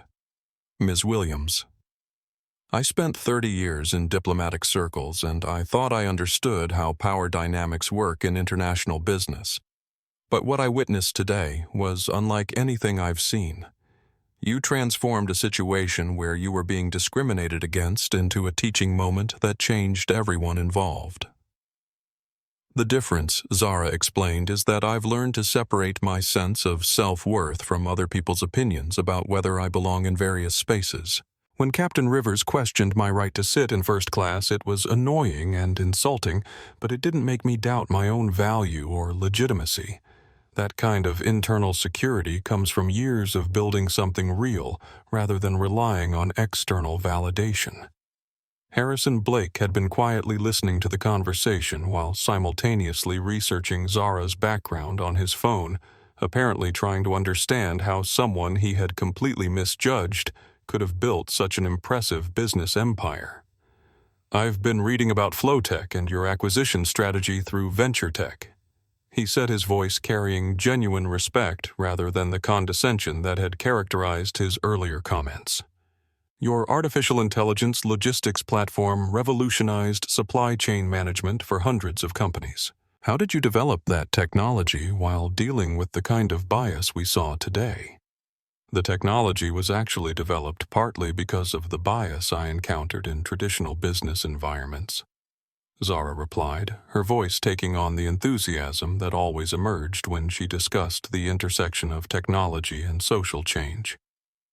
"When investors wouldn't take meetings with me because they assumed I couldn't understand complex algorithms, I decided to build something so innovative and effective that the results would speak louder than their assumptions."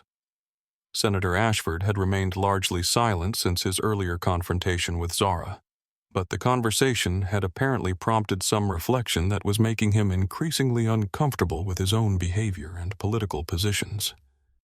"Mrs. Williams," he said hesitantly, "I've been thinking about what you said regarding my voting record on civil rights legislation, and I'm wondering if you'd be willing to help me understand how my political positions might be connected to the assumptions I made about you today." The question revealed a level of self-awareness that surprised everyone in the cabin because politicians were notoriously resistant to acknowledging that their public policies might be influenced by personal biases. Zara studied Ashford for a moment, apparently trying to determine whether his question reflected genuine curiosity or political calculation. "Senator, the connection is actually quite direct," Zara said, her voice taking on the tone of someone delivering a difficult but necessary diagnosis. "When you vote against anti-discrimination legislation, you're essentially arguing that businesses and institutions should have the right to treat people differently based on characteristics like race, gender, or economic status. When you oppose funding for bias training programs, you're saying that addressing unconscious discrimination isn't worth public investment." Ashford nodded slowly, apparently beginning to understand how his legislative positions created the cultural environment that enabled the kind of discrimination he had just participated in and witnessed. "So my political decisions actually contribute to creating environments where what happened today is more likely to occur." "Exactly," Zara confirmed. "Policy creates culture, Senator. When political leaders signal that discrimination is acceptable or that addressing bias isn't a priority, it influences how people behave in everyday situations. Your vote against the Equal Treatment in Transportation Act last year, for example, specifically protected airlines from facing consequences for the kind of behavior Captain Rivers exhibited today." The revelation hit Ashford like a physical blow because it connected his abstract political positions to real human consequences in a way that made his complicity impossible to ignore or minimize. Around the cabin, other passengers were beginning to understand how individual actions and institutional policies combine to create environments where discrimination could flourish. Victoria Chen looked thoughtful as she processed the implications of what they were discussing. "This conversation is making me realize that I need to examine how my own company's policies and culture might be enabling similar kinds of bias. I've always thought of myself as someone who supports diversity and inclusion, but I'm wondering if my actual business practices reflect those values." "That's exactly the kind of reflection that can create real change," Zara said approvingly. "Because recognizing bias isn't enough. You have to actively work to counteract it through policies, training, accountability measures, and cultural changes that make inclusive behavior the expectation rather than the exception." Harrison Blake put down his phone and joined the conversation directly. I'm starting to understand that my social media posts about this incident weren't just documenting what I thought was passenger misconduct. They were actually amplifying harmful narratives about who deserves respect in premium spaces. I have almost 1 million followers, and my initial posts probably reinforced exactly the kind of assumptions that led to this situation in the first place. The admission revealed how individual choices about what to share and how to frame events could contribute to broader cultural patterns that either supported or challenged discriminatory attitudes. The conversation was evolving into a masterclass in how personal accountability and cultural change could work together to address institutional bias. What was emerging from their dialogue was a recognition that creating more equitable environments required continuous effort and genuine commitment to examining uncomfortable truths about privilege, power, and responsibility. The flight to London was becoming a journey of discovery for passengers who were learning that true leadership meant using whatever influence they possessed to create positive change rather than simply protecting their own interests. The descent into London Heathrow occurred under overcast skies that perfectly matched the somber mood that had settled over the passengers as they prepared to face the real-world consequences of what had occurred during their transatlantic journey. The conversations that had developed during the flight had created an unusual sense of connection among travelers who normally would have remained strangers, but now they were bound together by their shared experience of witnessing and participating in a moment that would have lasting implications for everyone involved. As Captain Martinez guided the aircraft through its final approach with the kind of professional competence that made passengers feel genuinely safe, Zara prepared for what she knew would be a complex series of meetings and legal procedures that would begin the moment they touched down on British soil. Her phone had been buzzing continuously with messages from her legal team, media representatives, and corporate executives who had learned about the incident through various channels and wanted to understand the implications for their respective interests. "Ladies and gentlemen, welcome to London Heathrow," Martinez announced as the wheels touched the runway with barely perceptible contact. The local time is 8:45 a.m., and the temperature is a crisp 12 degrees Celsius. On behalf of Elite Airways, I want to thank you for your patience during what has been an unusual flight, and I hope the remainder of your time in London is productive and pleasant. The understatement of calling it an unusual flight would have been almost comical if the circumstances hadn't been so serious. As the aircraft taxied toward the gate, passengers could see through the windows that a significant reception committee was waiting on the tarmac.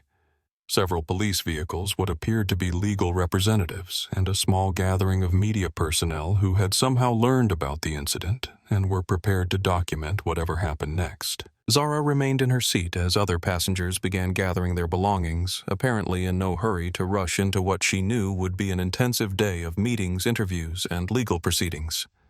Victoria Chen paused before leaving her seat, extending a business card with an expression of genuine respect that had been notably absent when she first boarded the aircraft. Ms. Williams Victoria said, "I would very much like to continue our conversation about creating more inclusive business environments.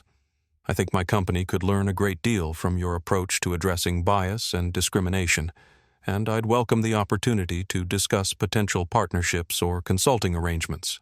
"I'd be happy to continue that conversation," Victoria Zara replied, accepting the business card and noting that it identified Victoria as the CEO of a major tech company that specialized in artificial intelligence applications for healthcare. "I think there are significant opportunities to address bias in AI systems, particularly in healthcare applications where discriminatory algorithms can have life or death consequences for patients." Patricia Whitmore approached with the kind of diplomatic bearing that had served her well in international circles, though her expression carried a humility that suggested she had learned important lessons during the flight.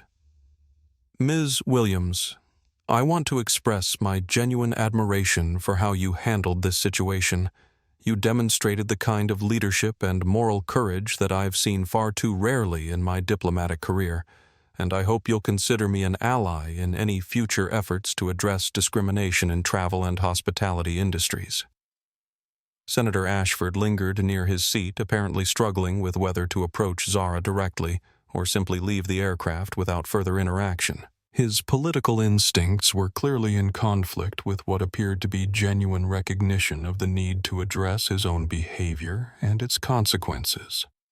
Finally, he stepped forward with an expression that suggested he was preparing to say something that might be personally and politically costly. Ms. Williams-Ashford began, his voice carrying a note of genuine humility rather than political calculation. "I want to publicly acknowledge that my behavior today was wrong, and that my legislative positions have contributed to creating environments where discrimination can flourish. When we return to Washington, I intend to introduce legislation that will strengthen anti-discrimination protections in transportation and provide funding for bias training programs across federal agencies." The commitment was delivered with enough specificity to suggest that Ashford understood the need for concrete action rather than vague promises, and Zara recognized that his willingness to make such statements in front of witnesses indicated a level of accountability that went beyond mere political damage control. As passengers finally began leaving the aircraft, Zara gathered her belongings and prepared to face what she knew would be intense media scrutiny and legal procedures. The beaten-up carry-on bag that had seemed so out of place in the first-class cabin now looked like exactly what it was: the practical choice of someone who valued function over appearance and substance over symbolism. Jessica and Ryan stood near the aircraft entrance, their expressions reflecting the kind of nervous anticipation that comes from knowing that your future employment depends on demonstrating genuine change rather than simply avoiding immediate consequences. Both flight attendants had spent the flight engaging in serious conversations about bias and discrimination with passengers who were willing to share their own experiences and insights. Ms. Williams-Jessica said as Zara approached the exit, "I want you to know that this experience has been genuinely transformative for both of us. We've enrolled in additional diversity training programs, and we're committed to ensuring that every passenger who boards our flights receives the kind of respect and service that everyone deserves, regardless of their appearance or background."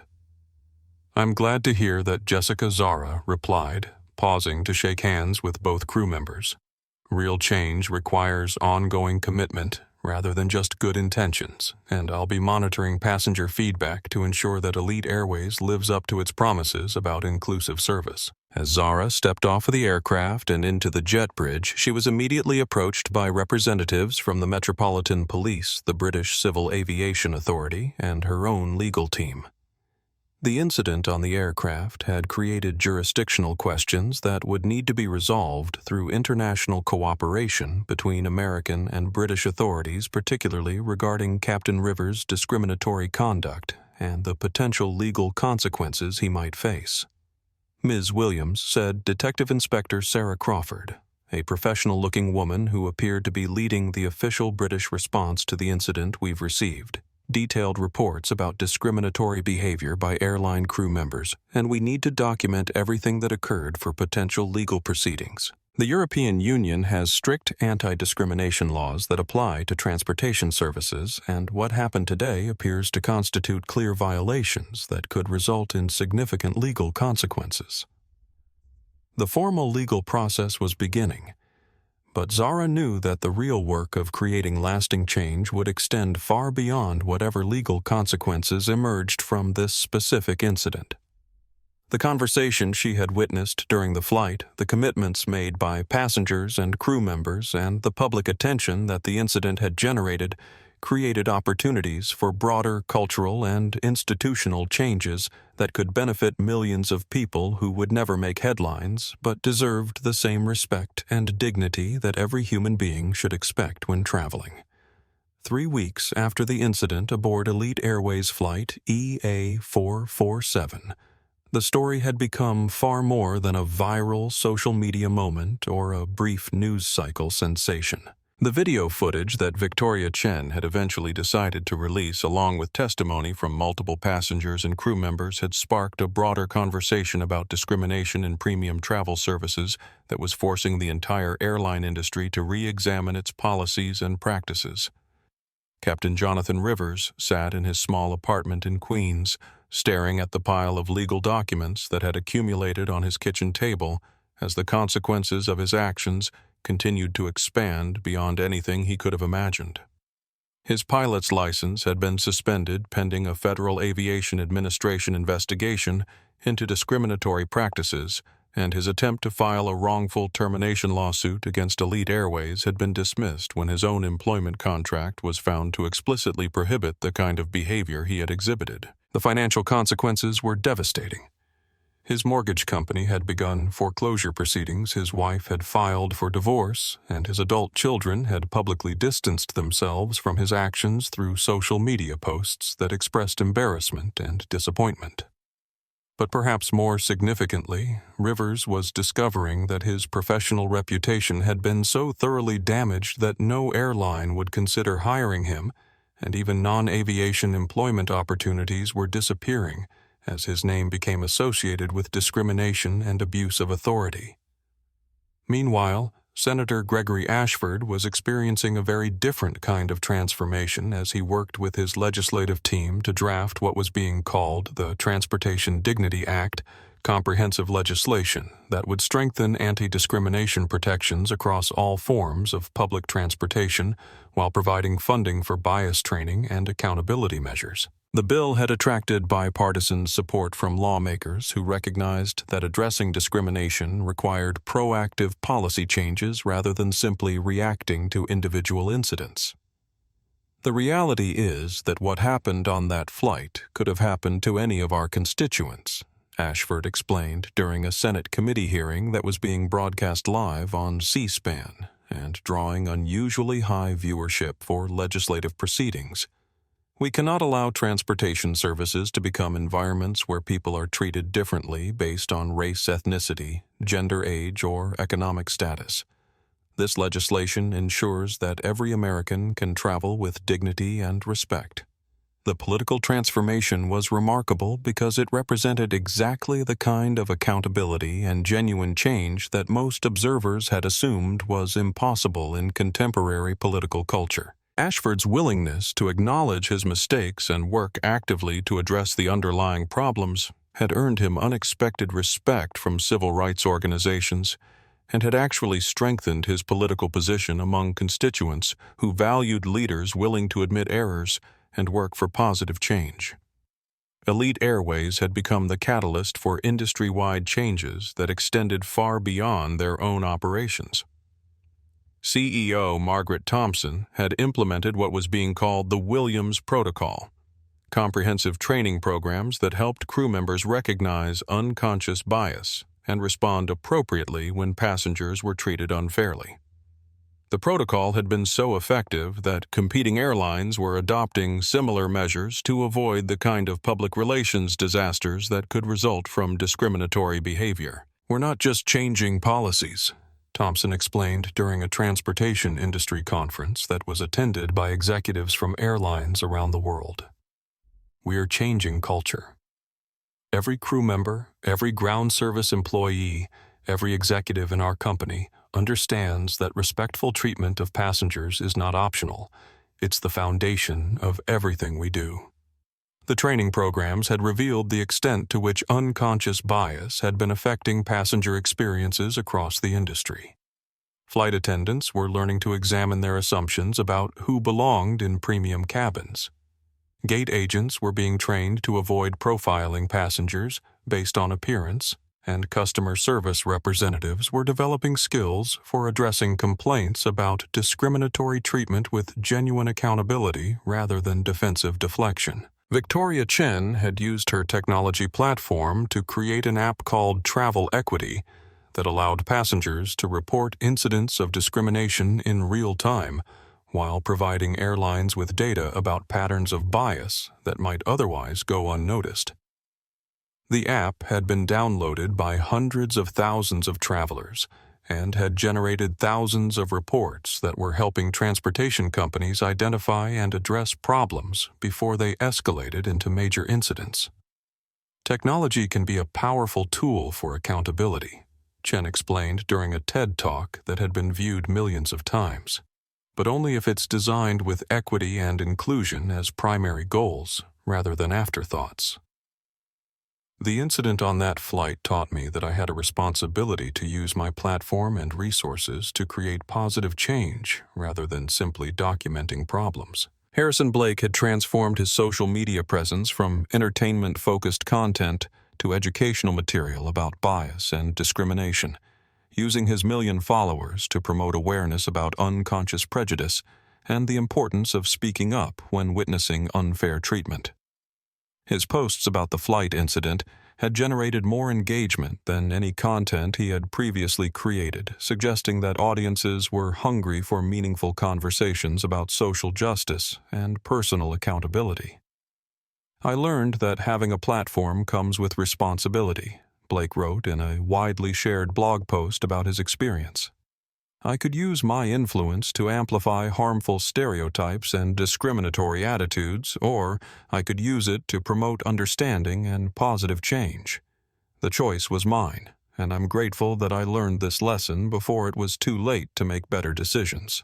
Jessica and Ryan had completed advanced training in cultural competency and bias recognition, and both had been promoted to senior flight attendant positions, where they were now responsible for training other crew members about inclusive service practices. Their transformation from passive participants in discrimination to active advocates for equity had become a model for how individuals could take responsibility for their mistakes and work actively to prevent similar harm in the future. The training didn't just teach us about discrimination, Jessica explained during a company-wide presentation about the new protocols. It taught us about dignity, respect, and our responsibility to ensure that every passenger feels valued and welcome regardless of their appearance or background. That's not just good customer service. It's basic human decency. The changes extended beyond the airline industry as other transportation companies. Hotels and hospitality businesses recognized that the same biases that had led to the Elite Airways incident could affect their own operations. Companies began implementing their own versions of bias training and accountability measures, creating a ripple effect that was transforming how service industries approached customer interactions across multiple sectors. What had begun as a single incident of discrimination on one aircraft had become a catalyst for broader cultural and institutional changes that were affecting millions of people who would never know the specific details of what had happened on flight EA447, but who were benefiting from the increased awareness and improved policies that had resulted from Zara Williams's decision to hold people accountable for their actions and demand better from systems that claimed to serve everyone equally. 6 months after the incident that had transformed Elite Airways and sparked industry-wide changes, Zara Williams stood before an audience of 2,000 transportation industry executives, government officials, and civil rights advocates at the International Conference on Equity in Travel. She wore a simple but elegant navy blue dress and her grandmother's pearl earrings, a deliberate choice that honored both her professional success and her family's history of overcoming discrimination through dignity and perseverance. The conference was being held at the London Convention Centre just a few miles from where she had landed after that transformative flight, and the irony wasn't lost on anyone in attendance that the woman who had been publicly humiliated for her appearance was now being celebrated as a visionary leader who had catalyzed positive changes across multiple industries. 6 months ago, Zara began her voice carrying clearly through the vast auditorium. I boarded an airplane wearing a college hoodie and worn sneakers, carrying a beaten-up suitcase, and planning to quietly handle some business in London. I had no intention of becoming the center of a national conversation about discrimination, and I certainly didn't expect that one flight would lead to the kinds of policy changes and cultural shifts that we're celebrating here today. The audience listened with rapt attention because everyone present understood that they were hearing from someone who had used her experience of injustice to create lasting positive change rather than simply seeking personal revenge or financial compensation. Zara's approach to addressing discrimination had become a case study in leadership programs and business schools around the world. But what I learned during that flight, she continued, is that silence in the face of discrimination isn't just complicity. It's a choice to allow harmful patterns to continue affecting other people who might not have the resources or platform to defend themselves. Every person who witnessed what happened to me had an opportunity to speak up, to question assumptions, to demand better behavior from people in positions of authority. In the audience, Victoria Chen nodded thoughtfully as she remembered her own decision to record what she had initially assumed would be an entertaining confrontation, rather than questioning the assumptions that were driving the conflict. Her travel equity app had now documented thousands of incidents of bias across the transportation industry, providing data that was helping companies identify and address discriminatory patterns before they escalated into major problems. The changes that have emerged from this experience, Zara said, aren't just about airline policies or crew training programs. They're about recognizing that every interaction we have with another human being is an opportunity to either reinforce harmful stereotypes and discriminatory attitudes, or to demonstrate the kind of respect and dignity that every person deserves, regardless of their appearance, their background, or their economic status. Senator Ashford, who was sitting in the front row as one of the conference's featured speakers, reflected on how his own legislative priorities had been transformed by his experience on that flight. The Transportation Dignity Act had passed both houses of Congress with overwhelming bipartisan support and had been signed into law by the president in a ceremony that Ashford had specifically requested include Zara and other advocates who had been working on anti-discrimination issues for years without receiving public recognition. "I want to share something personal with you," Zara continued, her voice taking on a more intimate tone that drew the audience's attention even more closely. "Last month, I received a letter from a 13-year-old girl named Maya Rodriguez, who had read about the flight incident and wanted to tell me about her own experience being questioned by airport security officers who assumed that someone her age couldn't possibly be flying first class with her family." The audience shifted uncomfortably as they recognized that the discrimination Zara had experienced wasn't an isolated incident, but part of a broader pattern that affected countless people who simply wanted to travel with dignity and respect. Maya wrote to tell me that she had been scared to speak up about what happened to her because she didn't want to cause trouble for her family, Zara explained. But after reading about how I had stood up for myself, she felt brave enough to tell her parents what had happened, and they were able to file a complaint that led to additional training for security personnel at their local airport. The story illustrated how individual acts of courage could inspire others to speak up about their own experiences of discrimination, creating a multiplier effect that could lead to broad cultural changes, even when individual incidents might seem relatively minor. That letter reminded me that the most important outcome of this entire experience isn't the policy changes or the media attention or the business opportunities that have emerged, Zara said. It's the possibility that other people will feel empowered to demand the respect and dignity they deserve, and that institutions will be held accountable for creating environments where such respect is the standard rather than the exception. Jessica and Ryan, who were attending the conference as representatives of Elite Airways' new crew training program, felt a sense of pride mixed with humility as they considered how their own transformation had contributed to changes that were now affecting the entire industry. Their story of acknowledging mistakes and committing to genuine change had become a model for how individuals could take responsibility for bias while working actively to prevent similar harm in the future.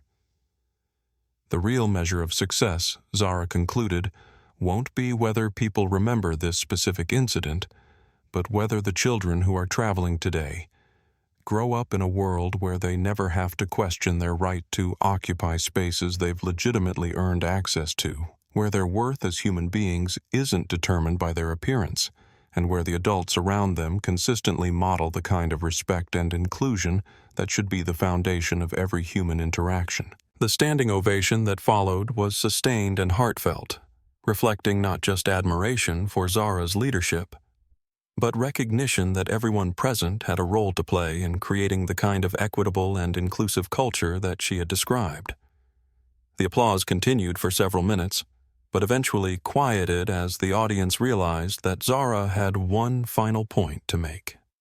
"I want to end with a challenge for everyone in this room," she said, her voice carrying the kind of quiet intensity that made people lean forward to ensure they didn't miss a single word. "You all have influence within your respective organizations and communities. You all have opportunities to either perpetuate harmful patterns or to interrupt them and demand better.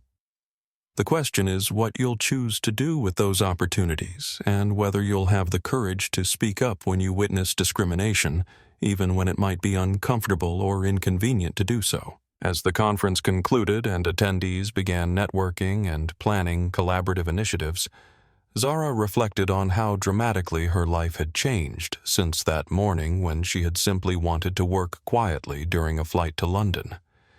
She had never sought to become a public figure or a spokesperson for civil rights issues, but the experience had taught her that sometimes leadership chooses you rather than the other way around, and that using power and privilege to create positive change was both an opportunity and a responsibility.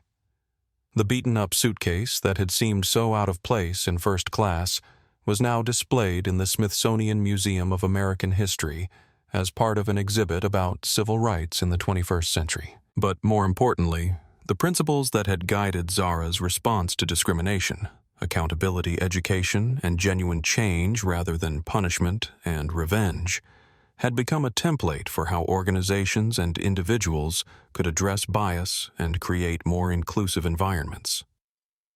3 years later, Maya Rodriguez would indeed become a pilot inspired by Zara's story and supported by a scholarship program that Venture Tech had established to provide opportunities for underrepresented students in aviation. Her first flight as a commercial pilot would be on Elite Airways, where she would be greeted by crew members who had been trained to see every passenger as deserving of respect and dignity regardless of their appearance or background.